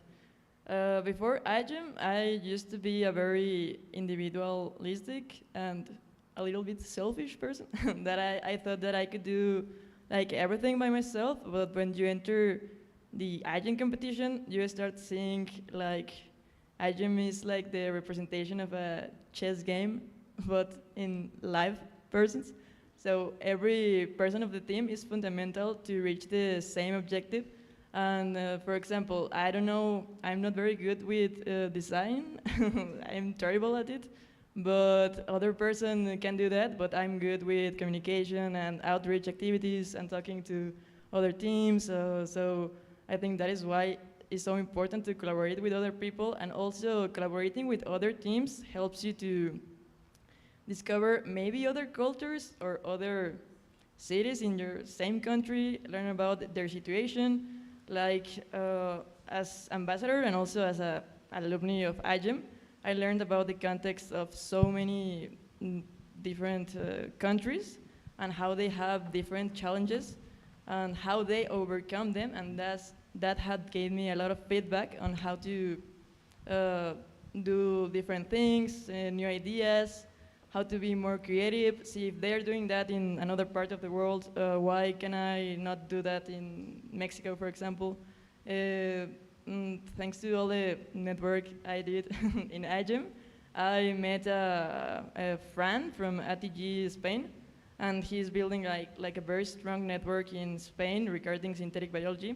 And in Mexico, Synbio is strong, but we don't have like a very strong network or a congress that happens every year regarding synthetic biology. So thanks to seeing what other people are doing and collaborations, I can get ideas and implement them in my own country and believe that if another person is doing it, why can I not do it by myself in this country? So knowing other experiences really enriches you the set of mind, and that's why I like collaborations, very helpful. Thank you. Yes, I totally agree with that as well. I think that collaborating is one way of everyone to grow together. So I really believe in that. I think that that's a great goal. Thank you. My next question goes to Alonso. So as a past participant, how do you see the field of synthetic biology evolving? And what role do you think IGEM Design League plays in shaping the future of the industry? Okay, I really like this question because there is international discussion about synthetic biology. This is something that has changed through the years, but it is happening. People out there, people in the world, I'm gonna shift from Latin America back into an international perspective. People is thinking about what this future with synthetic biology looks like. How can we actually approach it? And I believe everybody here can agree that while synthetic biology has really good potential to solve problems, it also comes with a risk. Not because we want to use research for good means that our research is going to be used for good. That is something that we try to constantly remind IGEM teams. Once again, I started out as an IGEM team member. I'm now working on responsibility-related topics, and constantly I try to ask myself, what might go wrong with our projects? And it is important because, once again, we have both the benefits and the risk in any kind of project that we want to do. However, in these international discussions, the conversation has shifted a little bit more towards risk. What are the problems that might happen if we use the power of synthetic biology? And once again, while it is a respectable question, we cannot only focus in risks. There's a really important question of how much benefit we want to get with what level of risk. We cannot answer that question so easily, but we try to approach an answer to that question. I think that right now, the international conversations about the future of synthetic biology and how it has been evolving has been a shift into what might go wrong if we use the power of synthetic biology in the environment, in the human body, out there in the world. And it is important to consider, yes, but what about the benefits? What are the things that synthetic biology can actually do for us that other technologies cannot? Is it really worth it to take the risk because of those benefits? Once again, there is not a clear answer at the moment on that question. My personal belief is yes, there are a lot of benefits that we can get from it. But once again, then what is the amount of risk that we're willing to take? And I think, connecting now with the second part of the question, what is the role that Design League plays in this conversation, in this international discussion about risks? If we want to shift into a conversation that is balanced between benefits and risk, then we need to find cases in which we actually have projects that can offer benefits while managing risks. Design League is a really good example of that. I have been reading your projects. I was here on the presentations yesterday, and I've been looking at your posters. If I'm not wrong, every poster that is out there has a section on biosafety and biosecurity, on responsibility, on human practices, on how you ensure that your project is going to be used for good. That is not something that happens usually in other projects. if we have more cases of how people is actually using this technology for good, while also considering the other important aspect of that research, that is risks, and how they're managing it, then we can take these examples and go back to these places where these conversations are happening and say, hey, there are ways. There are ways in which we can balance the benefits and the risks. It's not only about benefits, it's not only about risks, but we need more examples about that. And to be honest, being a Latin American, seeing more things happening in Mexico and in Latin America is extremely useful for me. I can go back to these places in these conversations and say, hey, look back to us. We are using this technology and we're using it responsibly. Thank you.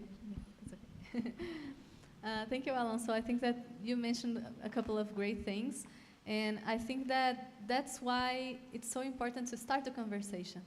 And that's why you have the safety forms during the competition, and to start thinking about it, to think like, how can my technology be used for good, and can it be used for bad, and how can I prevent it from doing so?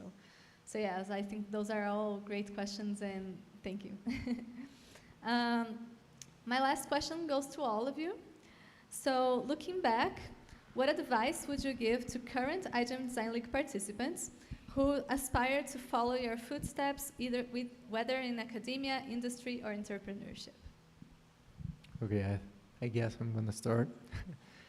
I think I would give you the advice about what we were talking in the backstage. Like, there are a lot of possibilities out there, and iGEM is giving you the opportunity to know them and to know they exist.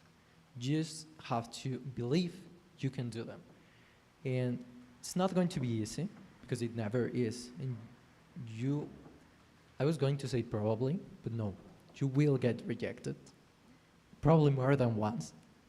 But it's okay, because the first time you face this kind of problems, you're going to notice that it's not the end of the world, that the worst thing you imagine could happen to you is not that bad at all. And you can get the courage to try again. And I promise you that if you do so, you're going to succeed in whatever career path you decide to. So basically my advice is just go out there and try to do your best. Because if you do, you're going to fulfill every expectation you had about yourself and even more. So yeah, in my case, the advice I would give to all of you is to believe that everything is possible and the opportunities are not going to come to you. You need to look for them, and IGEM has really opened my mind about all the possible paths. It's not anymore just academia, now it's also industry, biosecurity. There's a lot of things in science you can do, but you need to look for them. They're not going to come to you, and as Gerardo said, don't fear of getting a no as response. It's normal and it's necessary, and it's part of growing as a person. So go out and look for opportunities. I always wanted to go to Germany to study, and I'm going next year.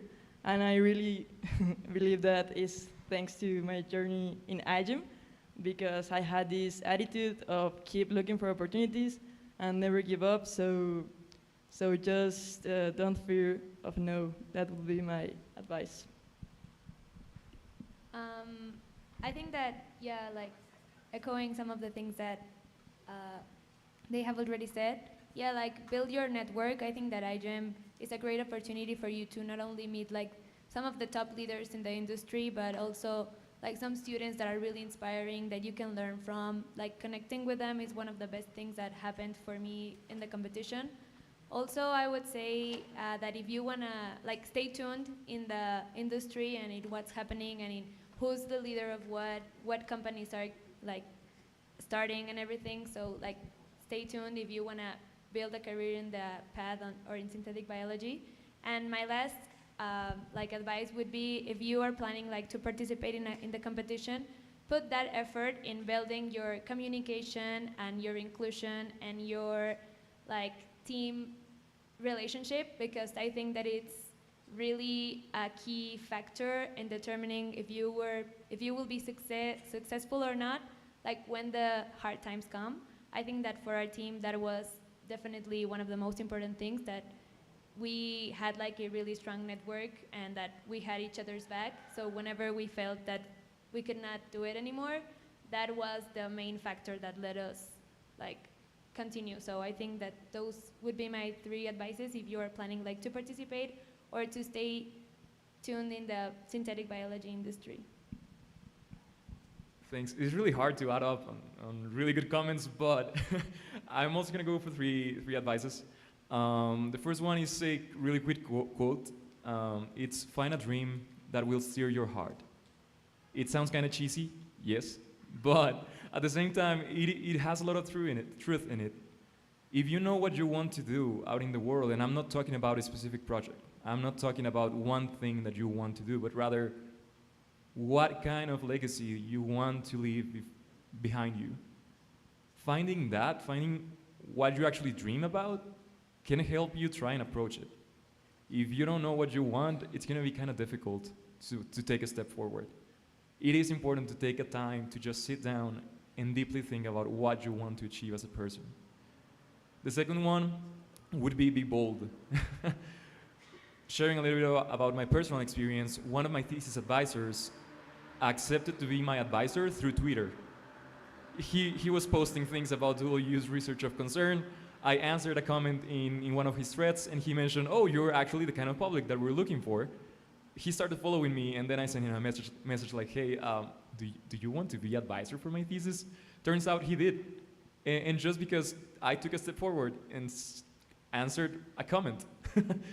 It's these kind of things, these really small details that can actually mark a difference.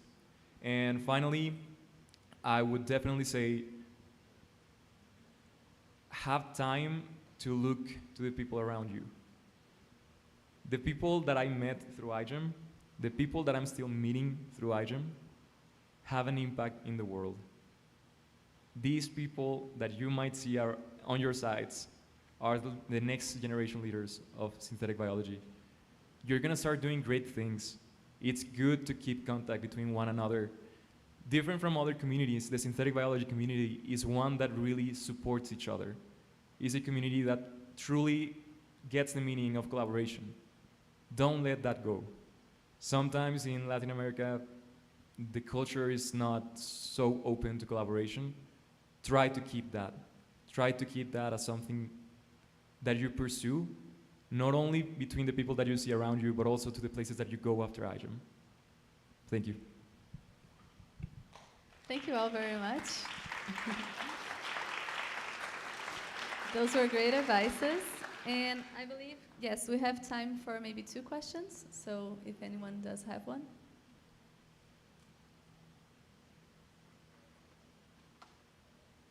No? Okay.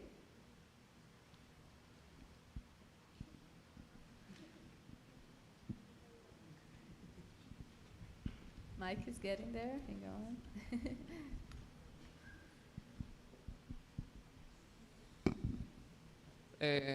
Thank you very much for the question and time. I just have a quick answer for you, a quick question for you. You all mentioned that the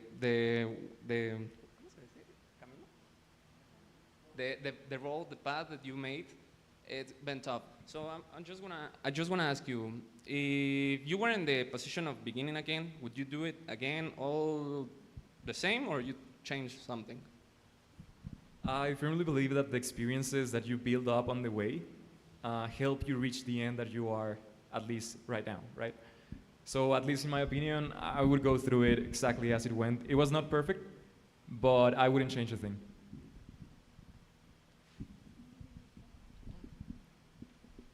Yeah, well,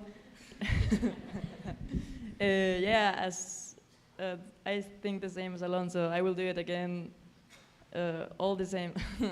All the conflicts, all the fights, all the late night sleeps, everything was worthy. And yeah, it's part of growing, character development. So yeah. Yeah, basically my opinion is similar to my mate here.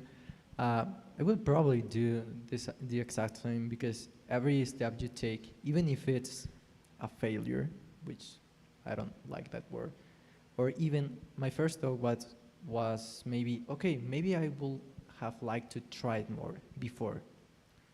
But I don't think so, because even like that doubt, that decision, it was made in the moment I was able to take that decision. So like every step you make is important in your growth, and I like this, what they say, like maybe the best moment for doing something was yesterday, but the second best moment is today. So just keep going. And yeah, I would just add that, yeah, I personally would think that, I don't know, when we started, you can always do better. You can always do it better. So yeah, if I would come back, I would definitely like to do it better, but at the same time, I think that I did it the best way that I could and that we all did. So I think that maybe you have some tools that you could use at that time, but it's also okay if you don't have them at that time, because at least you also succeeded. So it's good also to be like critic and to accept that there are things that can be improved, but also to accept the things that you did really well. So yeah. Thank you, guys. I hope that answered your question. Does anyone else has another question? We have time for one more. Yeah? Okay. Hola, mucho gusto. Bueno, mi pregunta va más inclinada a esta parte de, bueno, cuando se presentan las dificultades, ¿cómo recomendaciones para que dentro del grupo, pues, cómo fortalecer esta parte para poder salir adelante como grupo? Well, I can begin with that question. So, well, I mentioned before that part of being a good leader and also working in a team is to just don't tell people like, oh, do this or do that, but also see them as persons and tell them like, oh, how are you? Why you didn't do what I asked? Like, do you have a family problem? Maybe love problems? Like, you need to be an empath with your teams, and I think that's the best way to really have a good outcome in working as a team. Well, that would be my advice. I don't know if...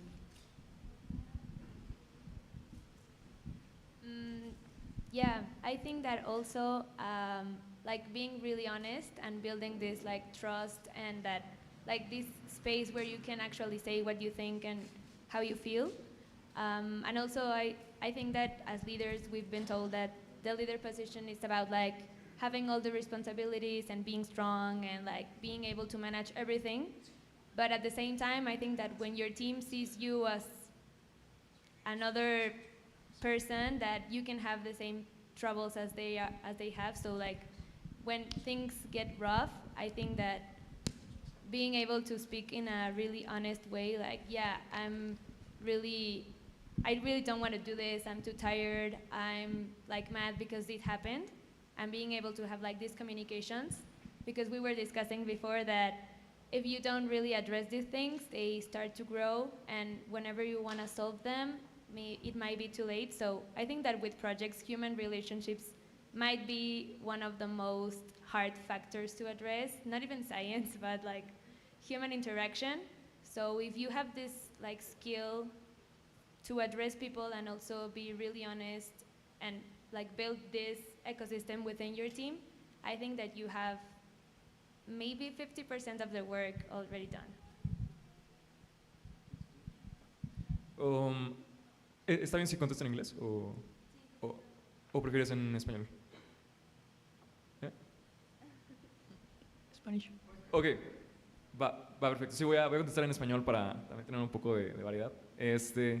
Hay un libro que se llama Radical Candor. Es un libro sobre un tipo específico de liderazgo y habla sobre dos principios principales: caring personally and challenging directly. que te importa, o sea, enfocarte o interesarte personalmente y retar directamente. Como ya mencionaron antes, cuando se presenta un problema es muy importante ver a la persona como eso, como una persona, como un humano.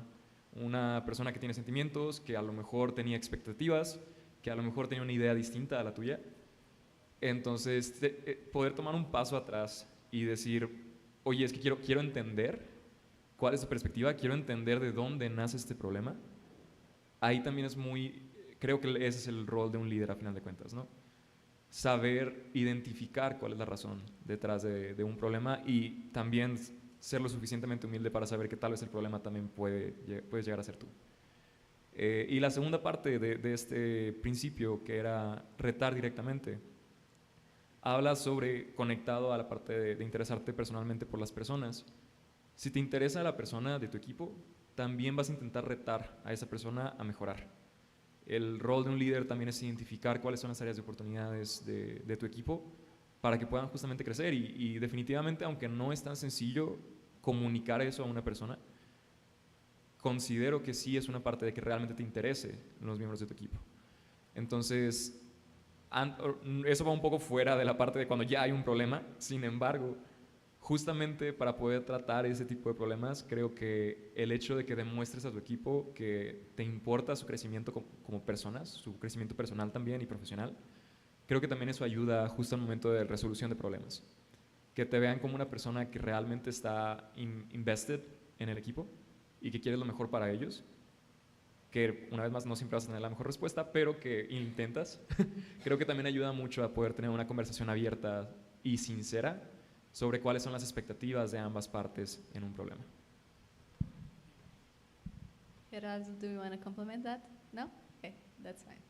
Well, thank you all, everyone, for your time and your patience. This has been the panel. So right now, Daniel will say something. Yeah, so now we will have a conversation with Marilene Papan from Lanzatec, but first we have an announcement and some special message from Alex Esquivel from Noxgen. And first, a big round of applause for our panelists that are not just incredible leaders, but also incredible human beings. And please, a line for the picture.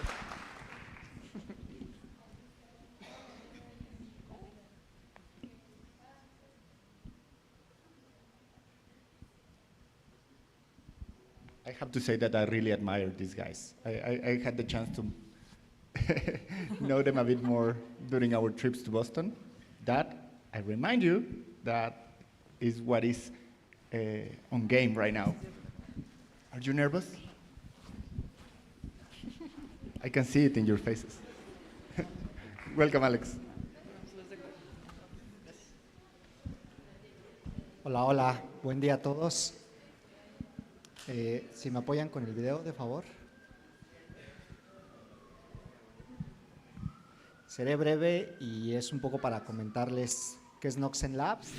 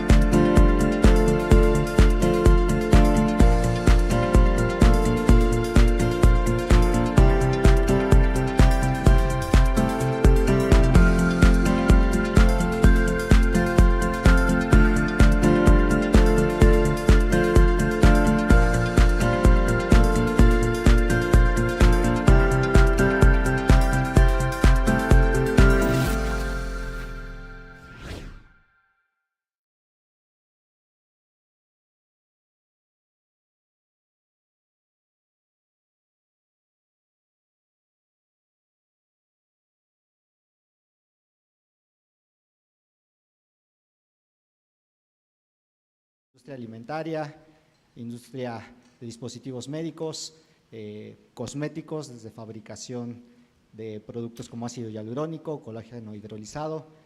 Y a lo largo de estos 10 años, a partir de 2 cofundadoras que salieron de la universidad y este sueño de implementar un espacio en donde poder estar desarrollando proyectos, a lo largo de estos 10 años y esta experiencia que se ha generado, ahora lo que buscamos desde Noxen Labs es poner a disposición estos espacios y esa experiencia desarrollada a lo largo de este tiempo. Y a nosotros nos emociona mucho poder estar aquí en estos eventos, poder estar conviviendo y conociendo a ustedes, que son los que desarrollan los proyectos que van a tener un impacto el día de mañana, así como ustedes, de hecho quienes ahí aparecen son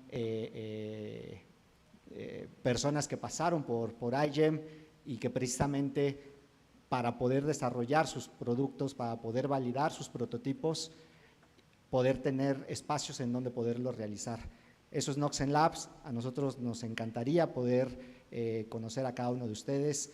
Ya hemos visto los proyectos que han presentado, que puedan tener espacios en donde poder estar desarrollando esto y también poderlos estar acompañando a lo largo de sus desarrollos. Se han mencionado a lo largo de la mañana en las pláticas pues diferentes temas a considerar, variables cuando se están desarrollando proyectos, se están emprendiendo, se están generando empresas y esos retos, esas dificultades, barreras que se pueden tener, pues también ahí poderlos estar soportando desde una parte operativa, administrativa, regulatoria y también poderlos estar conectando con fondos de inversión, con inversionistas ángeles que están interesados en invertir y en apoyar proyectos de base científica y tecnológica como es biología sintética, biotecnología. Entonces les hacemos una invitación para que nos conozcan, tenemos nuestro stand allá afuera, que puedan visitar el laboratorio, ahí pueden escribirnos y visitarnos para que también conozcan las demás instalaciones más allá del laboratorio con las que contamos y bueno, también hacerles invitación, en la tarde vamos a estar, nos invitaron a Daniel a poder estar brindando una fiesta de despedida y ahí los esperamos en la tarde a partir de las 7 de la tarde en la Roma Brewing y también vamos a estar haciendo una rifa de unos muñequitos y una taza que por ahí vieron en nuestro stand. Entonces hay que registrarse en este QR o en el QR que está ahí en nuestro stand y vamos a hacer la rifa en la fiesta y quien esté ahí y se gane el muñequito pues se llevará un recuerdo. Y muchas gracias a Daniel por la invitación para estar en este evento, patrocinar, pero sobre todo a ustedes por seguir generando pues estos proyectos y esta comunidad que es muy importante el poder estar generándola. Muchísimas gracias a todos y pues los vemos en la tarde. Thanks a lot, Alex, and thank you to Noxen Biotech for your incredible support. And now, let's move on to our last activity before the award ceremony. So, let me introduce you to Marilene Pavan, our special guest, who is currently working as a synthetic biology strategy manager at Lancatech. She's going to tell you a bit more about their work. She's a biologist with more than 15 years of experience in synthetic biology, metabolic engineering, and biomanufacturing. She worked at companies like Braskem, Monsanto, and she was also a research fellow at Boston University before joining Lancatech in 2019. So I will let Marilene take the stage. Do you prefer to use this mic?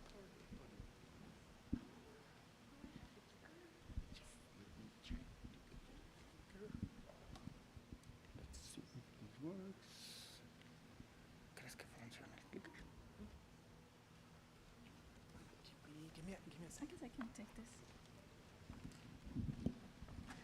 All right, everyone. Nice being here with you again.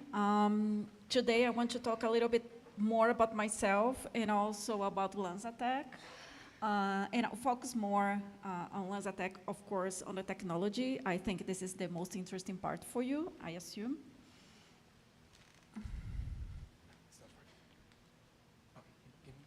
Mm-hmm. Just a second.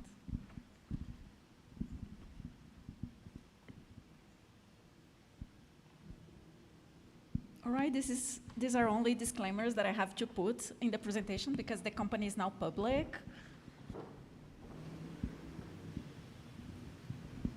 All right. This is a little bit about me. So I was born and raised in São Paulo, Brazil, and in an underrepresented neighborhood, actually, daughter of a leather artisan and a housewife. They both didn't finish their basic studies. But a part of all these struggles, I managed to go to Unicamp to study biology, and this is one of the best universities in Latin America, but for me, the most important part is that it was free. So I attended Unicamp, and after that, I pursued my master's degree at University of São Paulo, also one of the best universities in Brazil and Latin America, also free. So I moved back. So Unicamp, it's not in São Paulo, it's in Campinas. It's close to São Paulo. And then I moved back to São Paulo to study development biology and human genetics. And Unicamp didn't have this research line at that point. So I went to São Paulo again. And after that, I moved back to Campinas to work for Monsanto. And though I was working in human genetics, at Monsanto, they were looking for someone that had experience in single nucleotide polymorphisms to do sugarcane breeding, to improve the varieties that we had at that time. So they hired me to work at Monsanto. I didn't want to pursue my PhD at that time because I did want to pursue a career or try a career in an industry just to see how that would be, how that would feel. And also because my master was very traumatizing. So my advisor was terrible. My colleagues were amazing. We are friends until today, but overall, it was a bad experience, so I wanted to have a different experience. And after, I guess, 3 years or 2 years at Monsanto, I got bored. I wasn't doing much of the science anymore. I went more to a management role, and I thought that I hadn't finished at that time my role in science, like scientific roles, and I just wanted to move. So then I went to Braskem. So Braskem is also in Campinas, the renewable chemicals laboratory at least, and I went there to work with a non-model organism, a propionibacteria, and that was hell. But after that, I moved to work with E. coli and yeast, and everything was much more easy. But even with E. coli and yeast, there are model organisms. What we are doing, the way that we are doing metabolic engineering at that time was pretty artisanal. So that's why I got involved with synthetic biology and automation, lab automation as well, to speed up, to bring to the lab more high-end technologies and to speed up our process, really. And due to this work at Braskem, I got a lot of different connections. I got to know different people here in US. I spent 3 weeks at JBay with Professor Nathan Hilson, learning like very intense 3 weeks of internship, learning everything about synthetic biology, software, hardware, lab automation. And then I had a partnership with Professor Douglas Dunsmore at Boston University as well. And then in 2015, he invited me to join a selection process, sort of, to join his laboratory, which I did in 2016. So in 2016, I went to Boston University as a research fellow to work in this group that was mostly software and hardware kind of group, working for developing tools for synthetic biology. And I was the only biologist at the time in this lab, trying to understand everything and connect all the dots to make our lives as biologists easier with the tools that they were developing. Then in 2018, I promoted a workshop at Boston University, and a person that I knew already put me in contact with some people at LanzaTech because they were looking for someone with my expertise in synthetic biology and lab automation. And I joined LanzaTech in 2019. And yeah, I started in the synthetic biology group. I'm actually still on the synthetic biology group, but I started as lab automation scientist. And then this year, I moved my career more towards the management of all sorts of innovation inside the company. And at the same time I joined LanzaTech, I now pursue my PhD as a PhD candidate in a bioenergy program at Unicamp, which I do during nights and weekends, well, because why not? All right, so let's talk now about LanzaTech. So at LanzaTech, we do not believe in decarbonization. We understand, of course, that energy, some sorts of energy like electricity can be carbon-free, but we also understand that other materials that are very much part of our lives cannot be carbon-free. It's organic chemistry. By definition, is based on carbon. So we talk about, at LanzaTech, we talk about defossilization. And why defossilization? Because though fossil fuels brought us where we are today, providing energy and everything very cheap to us, we are also using it in a way that is obviously not sustainable. So the difference in time between the fossil fuels are formed and how fast we are using it is bringing us so many problems that you all already know. So yeah, everything that we do in our core at the company is to bend this curve.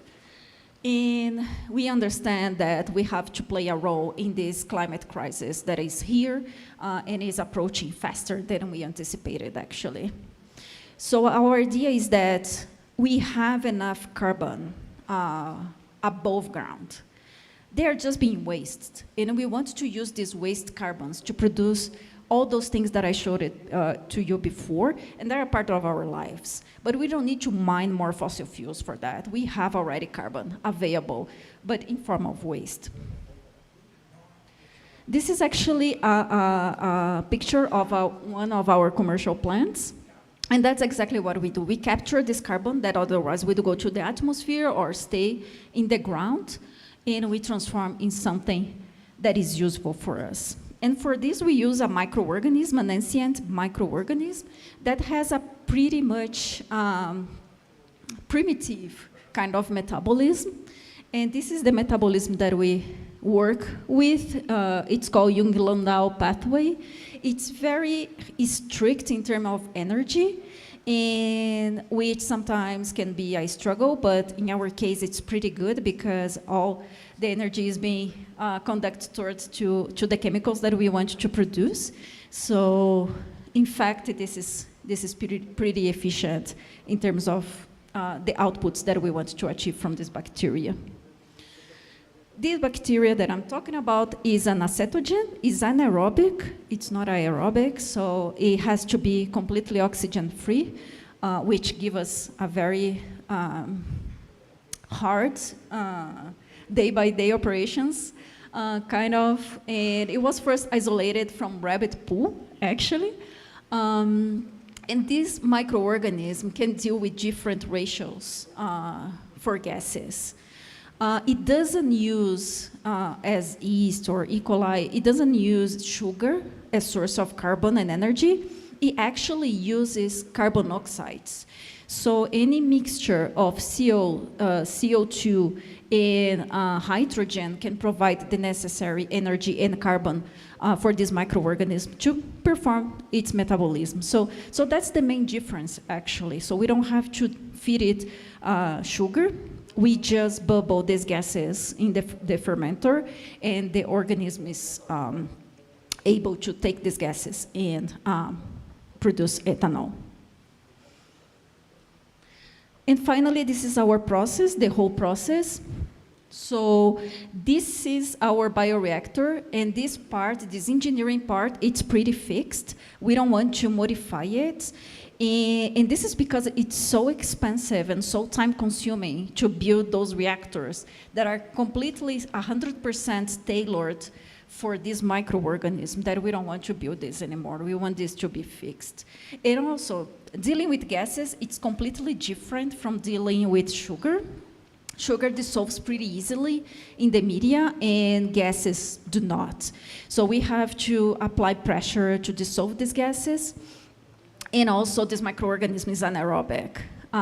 It gives us good things about safety. It's not explosive, but at the same time, it's anaerobic. So this is another level of complexity to this system. So we really want this to be fixed. And then our microorganisms live here. And today we have 4 commercial plants, 3 in China and 1 in Belgium, that are using industrial off gases. So instead of these gases going to the atmosphere, we capture them, we compress them. They are reaching, again, CO2 and hydrogen, and we feed our bacteria with that. And then this bacteria is going to produce, via gas fermentation, ethanol that we separate and sell to our range of clients and partners, producing different things like fuel, clothes, cleaning products. And another nice thing about this process is that the bacteria that is dying here, it can be recycled, dehydrated, and transformed in protein, feed for fish, actually. So you can use everything here. And the idea is that even things that are solid waste, that are not gas, you can gasify, and we do that as well. We have a plant in Japan doing gasification of municipal solid waste and feeding this microorganism with the gases that come from this gasification process. Another way as well is to direct capture the CO from the atmosphere and provided hydrogen or any other form of energy, we can produce the gases that are going to feed this microorganism as well. So that's how we imagine circular economy. So whatever is going to be produced with this ethanol or other molecules that we're going to produce is going to be either captured again in form of CO2 or CO, or it's going to be gasified and feed to this microorganism again, and we can close this cycle.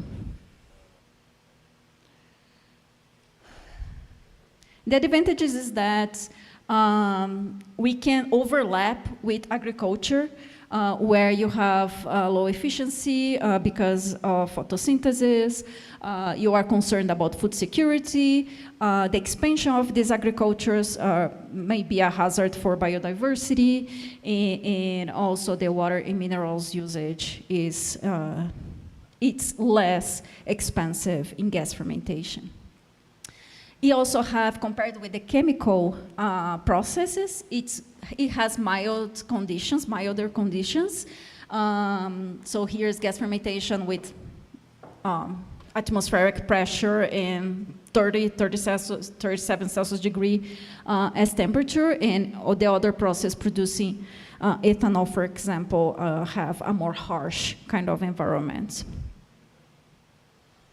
It is also flexible.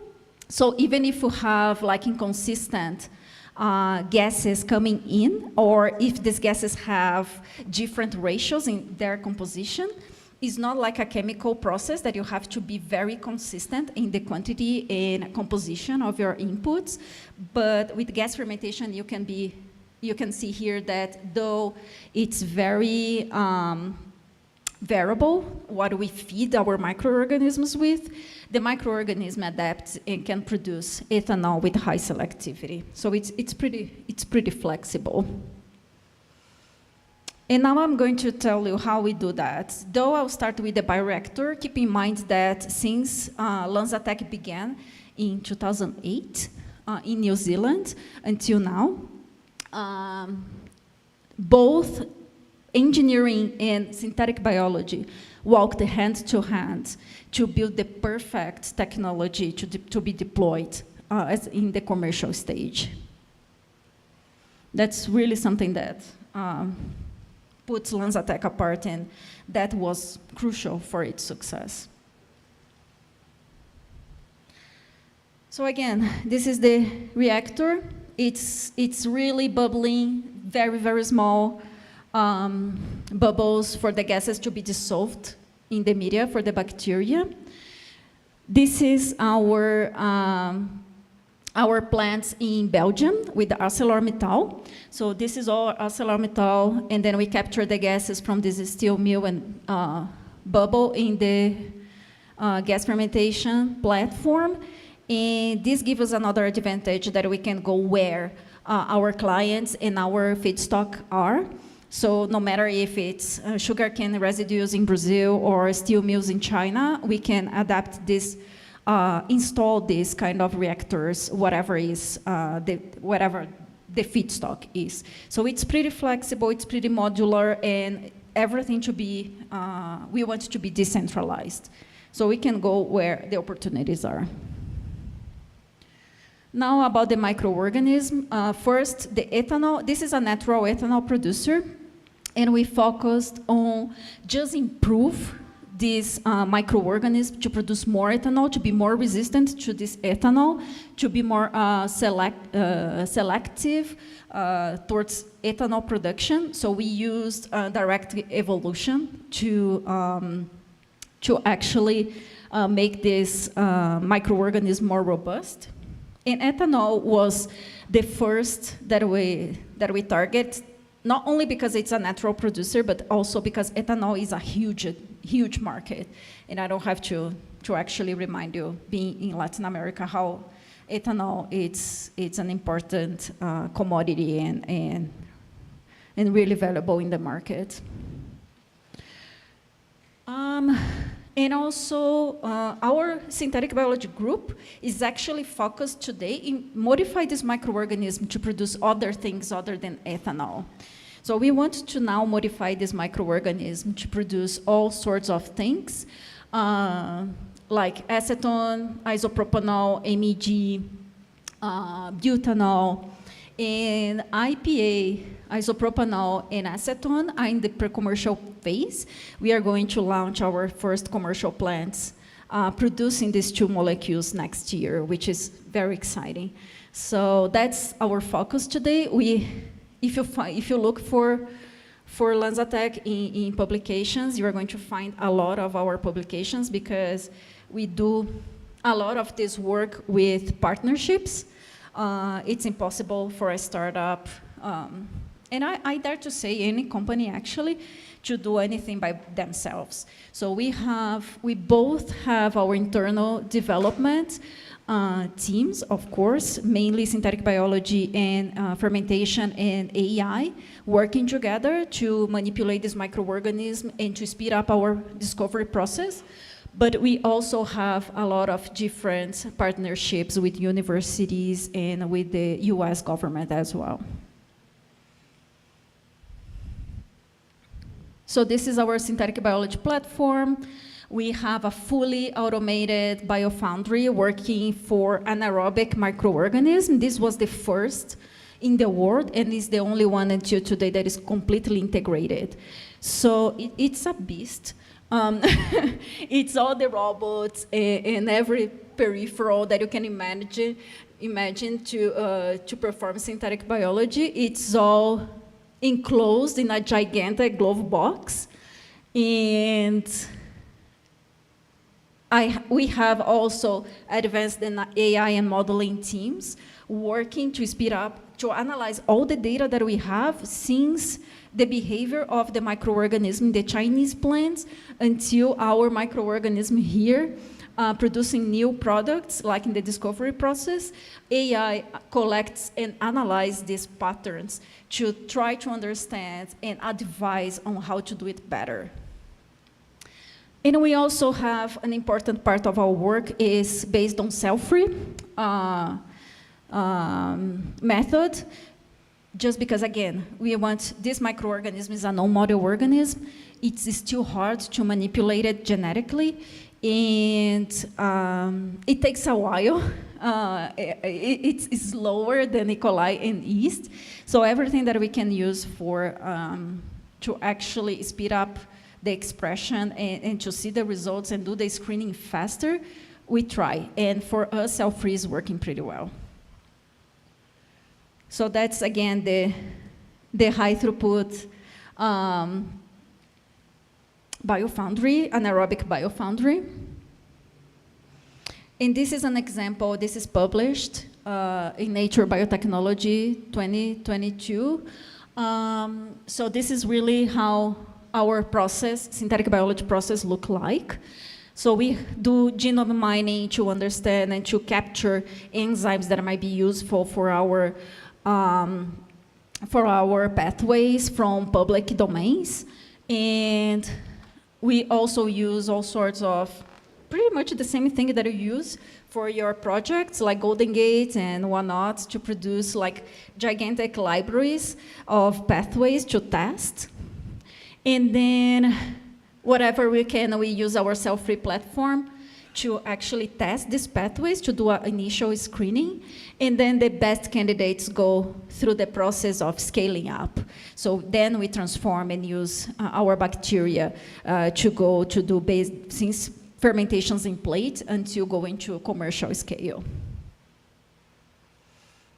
And in the meantime, of course, all this data, it's being feeding TEA models and LCA models for us to understand what are the criteria to go commercial and be profitable with this molecule. How much do we need to produce?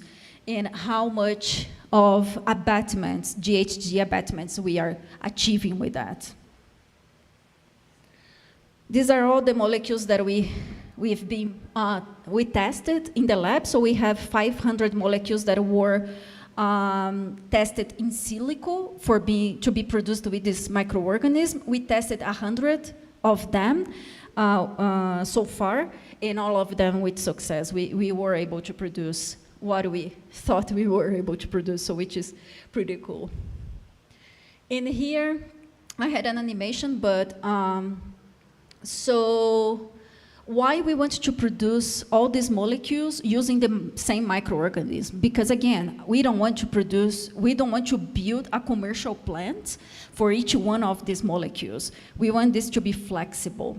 Because again, we want to go where the feedstock is, and we want to change this microorganism and produce whatever the client wants to produce, depending on the regional markets and also the world market. So let's say that ethanol is not a very profitable thing. Now you can change only the microorganism and start producing isopropanol instead. And we showed that we can achieve that in 72 hours. You can just get all the ethanol producers out and put the isopropanol in, and then you can change and produce isopropanol if you want to. Now I'll be a little bit more faster here, just so we have time for questions. This took, to our first commercial plant in 2018, it took 18 years of development. So this is not fast. This is not a miracle, and it takes time, money, investment. But we are. So in 2018, the first one in a steel mill in China. Then another one, 2021, 2022, and finally now we have one being built in India for refinery gases, and now we have another one in China, and finally last month we deployed the first one in Europe with ArcelorMittal that I showed you already.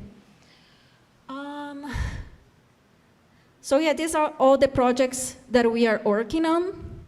I'm trying really hard to populate these places in here. So I'm working really hard inside the company to pitch the idea that we should come to Latin America. But these are the main projects that we have today. And that's, for me, is the coolest part. So with these 4 plants, commercial plants, we are now capable of avoiding 500,000 tons of CO2 annually that would go to the atmosphere, but it's not going. It's being transformed in 300,000 tons of ethanol. Again, it takes data. It takes, I don't know what this is. It takes time. It's some weird code, I don't know. And it takes money. So it's, again, being commercial, going to commercial with biology is not easy, but as you can see here, I hope I made you feel that it's worth it. And of course, for me, the most important part, it takes an amazing and diverse team. So LanzaTech is really invested in building a diverse team. Our CEO, I don't know if you know about this, our CEO is from Colombia. It's from Barranquilla, Colombia, Jennifer Holmgreen. So it's in the core of the company that we should, that we must invest in a diverse team that can bring all the crazy ideas, all the amazing ideas to solve all the difficult research and commercial questions that we might have, and we have a lot of them. These are some of the products that are being produced. Actually, I brought a Zara dress, but I forgot to bring to the stage. But Zara dresses, H&M apparel, Lululemon shorts, Adidas apparel. These are all, you can buy, if you want them, you can buy it. It's in the stores, which is amazing. Fleece, tennis shoes, cleaning products, more cleaning products, packages, more package, perfume. This is 100% our ethanol. And in 2018, I guess, as well, we spin off LanzaJet. LanzaJet is Georgia, United States, and is using part of our ethanol to produce jet fuel. And this is Jennifer, our CEO, with this guy that you might know. And another thing that I kept in this presentation that I want to guide you towards is our partnership with EBRC. It's been very strong throughout the years, the past years. And this is special for me because, first, I was involved. And second, this is for climate sustainability. We built a roadmap to evaluate the technologies that we already have in place, the technologies that we don't have in place, and what would it take to get these technologies in place to solve the various climate challenges that we have. So this is a very, very nice document. If you are willing to know more about what kind of challenges we have today regarding climate and sustainability. And I guess that's it for me for today. Thank you very much for having me here. Again, it's a pleasure to be here, and I hope you got interested in LanzaTech's technology. And yeah, thank you.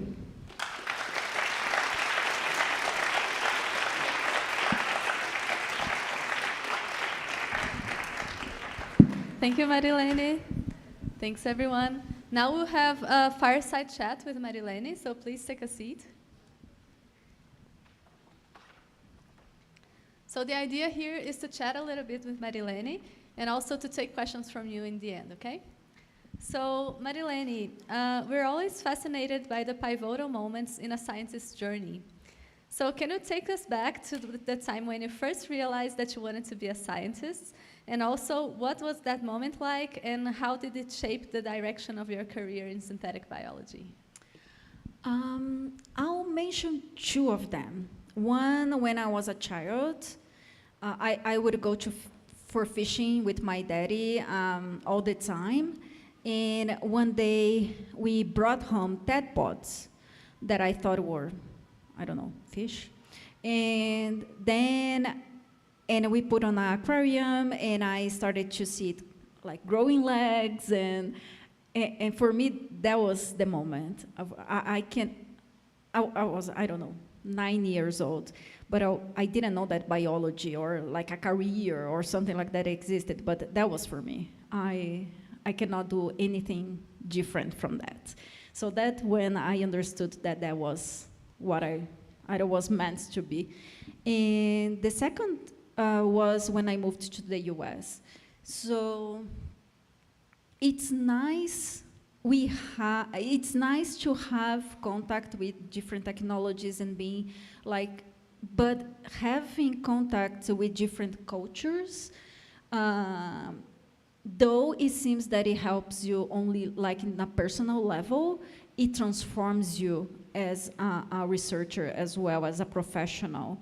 So I would say that these two were when I fell in love with biology, but then when I shift my mind to be more open to other cultures and ways to see things, and that's what I think it's all about diversity, right? So you have different points of view. It changed me as a professional as well. So that was a pivotal moment for me. Wow, thank you. Yes, we're going to mention a little bit about diversity as well, because, well, Marilene is Brazilian, so am I, and we're all Latinos, Latinas. So coming from a region that faces economic challenges, I know that you've overcome significant hardships to reach where you are in the field of synthetic biology. So how do you think that we can foster greater diversity and also inclusion in STEM, ensuring that individuals from all backgrounds have opportunities to contribute to and also benefit from the advances in this field? I guess one thing that I missed while growing as a professional was having more role models. I guess if you are in a position where you can be a role model, a mentor, you should be in this position. And we, as individuals, we should look for mentorships as much as we can. So this is going to what is going to be transformative for your career. So of course I can tell about resilience. I cannot stress enough about going after people, asking for things, networking. It's all about people and resilience in the core. But after you build your resilience and you go after people and meet people, you should use this as an opportunity to learn. So mentorship, I told this yesterday and I'll tell you again, I cannot stress enough the importance of people, that people is going to have in your life. And from this side, I would say that is just the right thing to present yourself as a role model and to be open to be a mentor as well. And that's the way that we lift everybody and to continue to pursue this career, even with all the struggles. Yeah, totally. I think that it's so important for us, as you mentioned, to see role models elsewhere, right? So seeing you as a Brazilian in LanzaTech, and also seeing many of the people who passed here on the panels these past 2 days as well, but also thinking that you guys are going to be the future role models. So you are also going to be able to shape the future of someone else. And that's so cool. So yes, I think that that's a great future for us to aim to, right? I have one last question, and then we'll jump into the questions from the public. But given the interdisciplinarity nature of synthetic biology, how important do you think that collaboration is between scientists and individuals from other scientific fields? And also, are there specific experiences where such collaborations significantly impacted the success of a project? Definitely. And I showed in the presentation that we don't do anything by ourselves. We have a so many collaborators between the government, other industries, our partners, our clients help us to develop our process as well. Universities, we have a lot of collaborations with universities. It's just impossible to do everything by yourself. And in our case, that we went public at the beginning of this year, but we are still struggling to understand if we're a startup yet or not.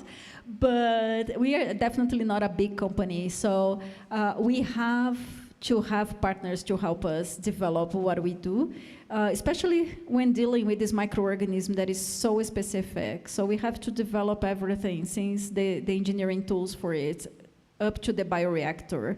So not only we have these partnerships with these external collaborators, but inside LanzaTech, again, engineering and biology, they walk hand to hand since the beginning. It's not that we build this microorganism and then we start thinking about the bioreactor that would host this microorganism. No, all the problems that we envision, or challenges that we envision that we would have in the future, we started work on them since day one.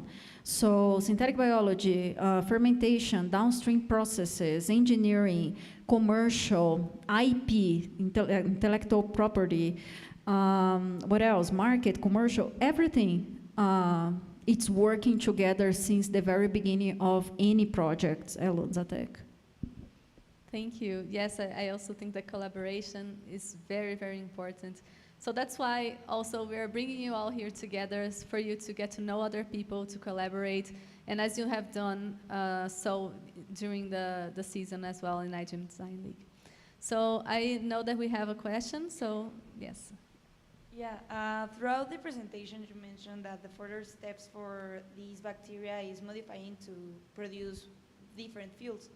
But why did the company chose this route instead of focusing on how to modify the bacteria to tolerate more quantities of oxygen and make it more cost effective, the production of ethanol? That's a good question. So this bacteria, because of its metabolism, cannot tolerate any oxygen. So to change this fundamental metabolism, it would be very time-consuming, which do not mean that we don't look on aerobic microorganisms. It's not a part of our process, but part of my job is to do technology monitoring. So of course, we've been looking to microorganisms that are already aerobic and that could produce things more efficiently than anaerobic microorganisms. But that would be for us a better route to work with an already anaerobic microorganism instead of make this anaerobic microorganism tolerate oxygen. Yeah. Thank you for your question. I see we have another one. Hi, Marieleni. Well, thank you very much for your inspiring talk and showing us what you do and inspiring us to work towards a sustainable future. And that's exactly what I wanted to ask you, because not only is this company has sustainable practices, but also is actively working towards achieving a sustainable future. But I think many times companies are faced with the realities of market, and I think a lot of times market does not favor sustainability. So because there might be cheaper ways to do something, and money is the key in market, right? So I'm thinking, how can we promote companies that have these sustainable practices, that have sustainable activities at their core, to make them marketable and to make them more common in our societies? That's why I was talking so much about policy yesterday. So there are two ways, at least for LanzaTech, we are in an intersection. So one is the demand for the public. So there are people, Zara customers, that want to have among the options something that is more sustainable. So the companies coming to us, they are already suffering this kind of pressure from their own customers. So population in general are doing us a favor by asking it. However, there's another aspect of it as well. So these steel mills, depending on the country, they are facing regulations that are demanding that they reduce their emissions. So, and they are only going to do that if they are facing these regulations. So this is another thing. These steel mills are coming to us asking, please make my pipeline more sustainable, otherwise it's gonna be more expensive to pay those fees instead of paying Lanzatec to produce ethanol in a more sustainable way. So that's why I always tell to be very involved in policy, because it's not only customer population demand, but it's also like regulations that are going to make these companies adopting our kind of technologies. So that would be my, we are in a good moment, I would say, with all the concern with climate change. We are in a good moment in terms of being this intersection of being required to solve this kind of problems. So that's a good moment, but we cannot like just trust on momentum. We have to be involved in all kinds of regulations and be the interface and communicate to the public what we do so they know that they have a choice. I see we have another question. Yeah, thank you. So I found interesting that you were talking about how you want to introduce this technology in Latin America, because I know people here, many people have asked me before about, like, do you know anyone who works on biomaterials for packaging, for example? Especially for the food industry, because it's really big here, and I think there's a lot of, like, regulations that are going to stop us from using this kind of effluents as sources for carbon for biomaterial application for food products. So, and also I think it's really interesting that there should be a lot of challenges on the downstream processing, mainly because of the source of the carbon, right? So can you tell us a little bit about both the main hurdles, both in the downstream and the regulation part, especially for introducing this technology to Latin America? Yes. In terms of regulations, I don't know if you noticed, but we also don't have any commercial plants in the United States. Our commercial plants are in China and Belgium today. And this is because of regulation. And the United States don't see the ethanol that we produce from waste gases as something bio. Because their regulation today, and hopefully it's gonna change soon, only see bio if it comes directly from biomass, like ethanol, second generation ethanol or first generation ethanol. So we don't have any plants there because it would be too expensive for us if we don't have any incentives. In Latin America, I would say that this is a good moment. There are a lot of different new regulations being deployed. And I know some of them from Ecuador, Colombia, and Brazil as well. So this is a good moment for Latin America, and understanding not only the regulations, but everything related, like bureaucracy, taxes, where the feedstock is, everything. And this is not only for Latin America, this is for the whole world. Every time that if you are going to be a decentralized company, this is gonna be your main challenge. So this is not particular for Latin America, but for the company itself, especially because it's not like, it's a young company and has a lot to learn yet. Every time that you go to a different region, you have to learn everything from this region. and to be sure that you are going to succeed, to eliminate the risks attached to that.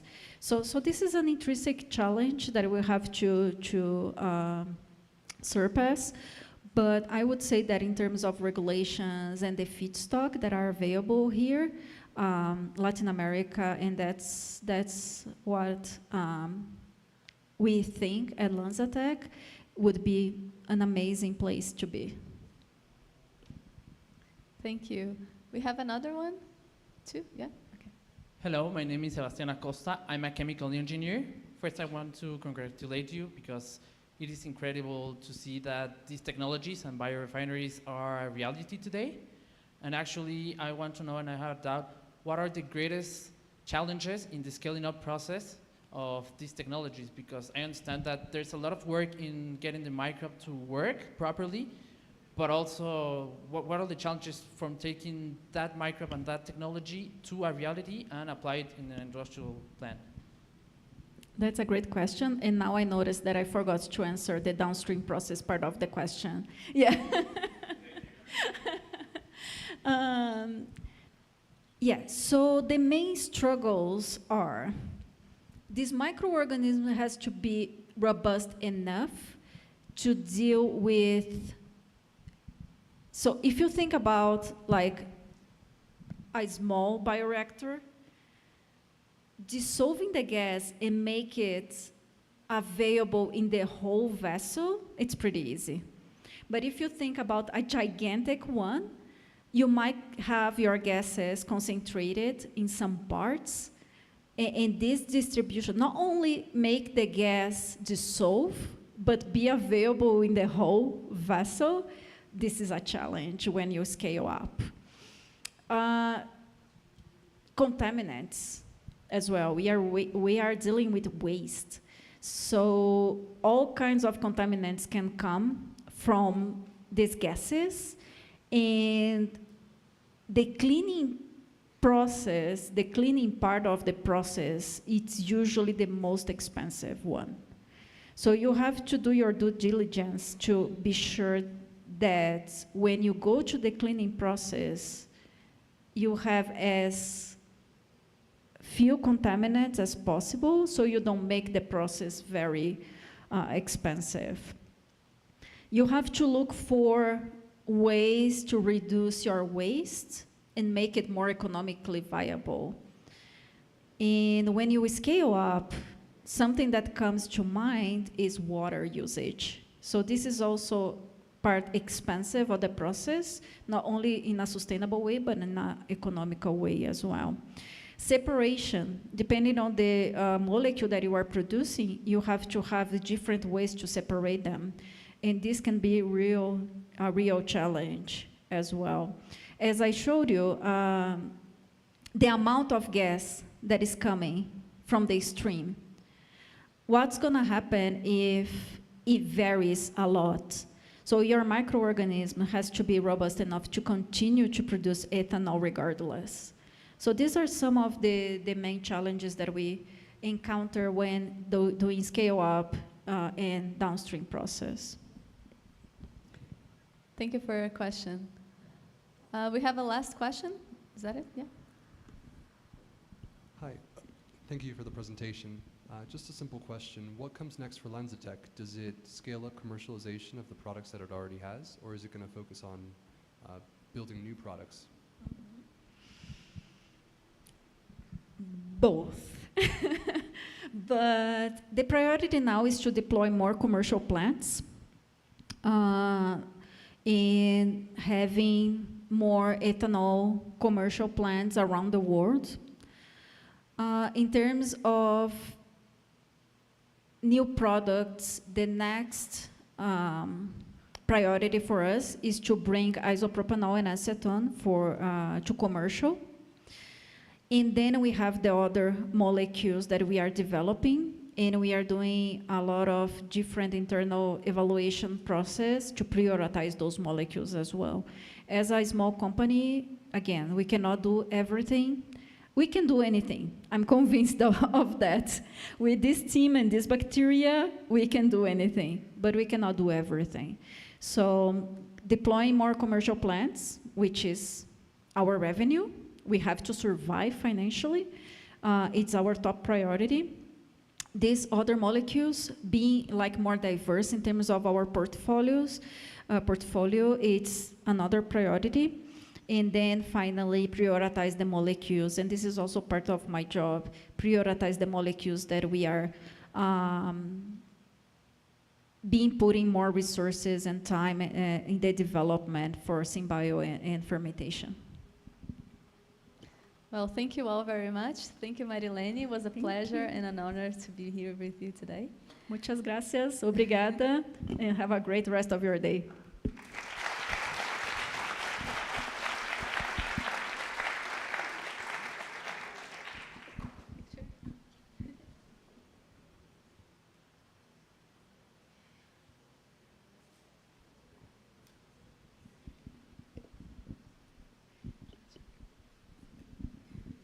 Thank you to Marilene and Chris. Great Brazilian couple for the fireside chat. And well, that is the end of our academic program for this iGEM Synbio Festival. So what is next is the award ceremony. So are you ready to know who did the best use of ChatGPT for their projects? Are you nervous? Excited? Okay. Or hungry? So, general indications, please go for lunch. We will start at 3 p.m. With a prelude, and the award ceremony is officially going to start at 3:30. Before the award ceremony starts, you will receive some specific indications for the teams that are here in the audience. If you are winners for any of the categories, you will be allowed to go on stage and celebrate. And we will give you specific instructions because we need that to be a bit fast. Please tell if your team is not complete here, please tell the rest of your team that they can connect to the Zoom meeting, or they can just watch the live streaming in YouTube. And hi to our teams following in the live stream. If you are watching this, please be prepared also in the Zoom call. If you are winners for any specific category or are finalists or even the grand prize winner, you will be asked to go on stage on our screen. So please be prepared in the Zoom call. Let us know if you are with the rest of your team or if you are alone at your home. So good luck to everyone. Don't feel too nervous during this lunchtime, and we will see you in a bit more than 1 hour. Thank you.